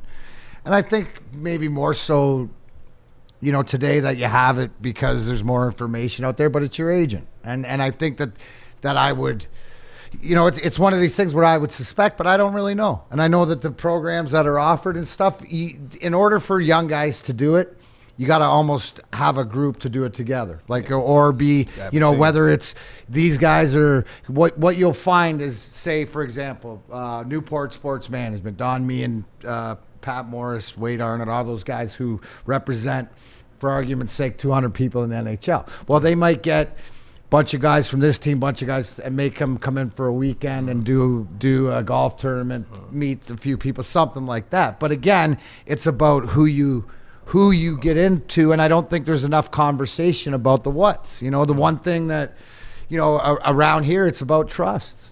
That's what it is. So it's about conversations and looking into it. And I think that, as an athlete, as a young athlete, you believe what you're told a lot of the time, right? And it takes you to get older to realize, a little experience. So again, it's not the what, it's the who. It's the who. It's the people you have around. And it's the culture in the locker room. It's the guys who, see, for example, in our locker room, Chris Chelios, the Godfather, right? Since he's been here. Yeah. If you need anything or whatever, young guy, whatever like this, if you're looking for something, ask Chelly. He probably knows. Or, I know certain things to certain guys. You go to Drapes for certain things, Give me a horror story. Share. Give me one horror story, aside out of hockey, that you've seen happen to either you or to I lost $6.5 million in a business investment. So if you look over at 59 and 23, where there's a huge Myers there in the Northwest. That's supposed to be mine. That was supposed to be my money wrapped up, but I got screwed, and so that's, you know, and then with divorces and stuff like that. But see, here's the one thing, right, guys, like I never had it growing up. It's out there to make, right? Like that's my mentality. So what I figured is I have a really bad mentality towards money. So I'm going to surround myself with people that have a better mentality for money. And then I just listen to them. Hence why I got Nick, hence why I got my wife. I take myself out of it. And instead of walking around like I got everything figured out, right? Like walk around like I got everything figured out. I don't. You don't. We don't. What I know is what I know. And what you know is, you know what you know? Yeah. He didn't give up. No. That's the bottom line. If you never give up, and I'll make. Yep. Listen, if I'm meant to or whatever, I'll make that back, and it doesn't even matter. At the end of the day, it's not about. I'll tell you the one dollar. horror story. It's about the people. We got about 5 minutes left. I'm gonna give you two stories. I had a teammate. He lost about $500,000 on a bad deal, and we're trying to get it back now. Right? Our loss are probably about on a bad deal. I probably made. And the thing is, you're gonna make bad deals, right? The trick to it is you need to make more better deals than bad deals, and I probably lost like $200,000, and that's a lot of money. That's a lot of money. That's a lot of money, right? But luckily for me, I was able to make better business on the tail end of my career. That when I finished the game, I could still maintain the same lifestyle I had when I was playing. Sure. But I was happy I made those bad deals in the early stages of my career before I got my big bag. So I was setting myself up for when and that's the thing I was saying, you have to be prepared when it does come, right? And so I had another teammate, and this hurt my soul, all right? This hurt me. $3 million, all right, was taken that today, right now, if he still had invested that money in what the money was supposed to go to, and what's supposed to be in his name, would be worth $500 million. Would be worth $500 million. That's a former teammate? Huh? That's a former good teammate? Good friend. Played in the league. Invested in Bitcoin back in 2010-11. Put about $3 million into it. All right, and it's it's out there in the media, so it's out there. And so that's why I'm able to talk. If it was behind closed doors, I wouldn't bring it up. But it's in the media. I know who you're talking about. But it's but listen, when it shot up to 20,000 in 2017, it was supposed to be a little bit over 250 million if it would have invested it back then. When it hit 41,000, it would have been over $500 million. It's stuff like that can change the outcome of your life. But it's karma always comes back around, and the player's still doing well, and so financially, so he bounced back from it. But like that would bring out a side of me I would never want to come out if that something like that was to ever happen. Like I might just have to. I just got to do time. I got to find you. Like I just got to do the time, and then let the chips fall where they may. But I don't know. But I have a different mindset now with my baby girl, so I don't know how I react. Scott said the smartest business people don't have all the answers to your questions, but Mac, this goes to your point, but they know somebody that does. They know someone who can answer just about any question you ask. One of the smartest things I ever did, and I think you know who this is, I talked to a particular owner in a professional sports team, and I bet you can figure out who it is, who gave me, this is going back 10 years ago, just gave me some great financial advice, and you know what? It worked. Who am I going to listen to? But that's here's a guy that's has a lot of money, and if he's saying, look, this is what you have to do with your money, and all of a sudden it was like that money had babies, and they were bunnies, and then the money started to, and it was like, well, who am I going to listen to? No offense, am I going to listen to my friend Scott, or am I going to listen to owner of a national hockey I'm going to listen team? to your friend Scott when I'm drafting my fantasy team, but I'm going to listen to who I think it is, because what I've been told, and this is more of what I apply now that didn't, is who do you want to be? Who do you see out there with success? I guarantee you 100% they're working hard. The bottom line, that's the key ingredient is what do you put in to get out. But look at people that, and it's not a jealousy, it's how did they get there? You know, for example, where we're standing right now, Chad Johnson, Lady James, 168 of them, right? Yep. Started with one. How did Chad, you know, to eventually his dream to have Woodward Sports, and that's why we're all here as part of the team to make this thing happen. But I want to be Chad Johnson successful. You know, I'd be around people that know what they're looking for. You look around, and that's the beauty about Woodward Sports. We look around the room, and you have to surround yourself around the right people. That's it. The right energy. And guys, and the people that have been around, and the energy, and I'm a team guy. I don't individual stats. Dude, the best. I mean, no disrespect to anybody here, and I mean anybody here. Do you know the number one reason why I'm here? It's Chad Johnson. Yeah. That's it. Because I've watched Chad do exactly what you just said. I remember Chad when 17 years ago people thought he was that crazy bleach blonde guy, you know, that was yelling on the TV and everything, but you could talk to him and you're like, this dude's crazy, all right. He's crazy like a fox. Yeah. And you watched him build all this, and the vibe around here, 100%, that's why I'm here. It's because of Chad. Yeah. No disrespect to anybody. I mean, it's straight just animal. He's just I think, you know, obviously successful, and he's got that charisma, and I know he wants to win, and that's the most important thing. That's self-made in him. Yep. Hey guys, another great show here at the Baligian the Bell Show. We appreciate you guys coming out today, but we have one more thing that we have to do. We have one more read. Yeah, I got to take care of this. You heard the name everywhere. MyBookie, they're the industry's leading online sportsbook and casino. What do you want to do? They got everything: NFL, NBA, college ball, MMA, and soccer, and you can take advantage of MyBookie's prop builder and live in-game betting as well. They got a special deal for you right now. Just check this out. Visit the mobile-friendly website and get your deposit matched up halfway up to $1,000. Just use the promo code Woodward. Bet, win, get paid. MyBookie, don't forget, this is the most important part. Remember to use promo code Woodward to get 50% of your first deposit match. So we appreciate that. Hey guys, man, great show. Thanks for coming on, D-Mac. You have D-Mac, you have Sean Baligian, you have Art behind the ones, almost the twos, and I'm Joique Bell. Thanks for tuning in. Gang, gang.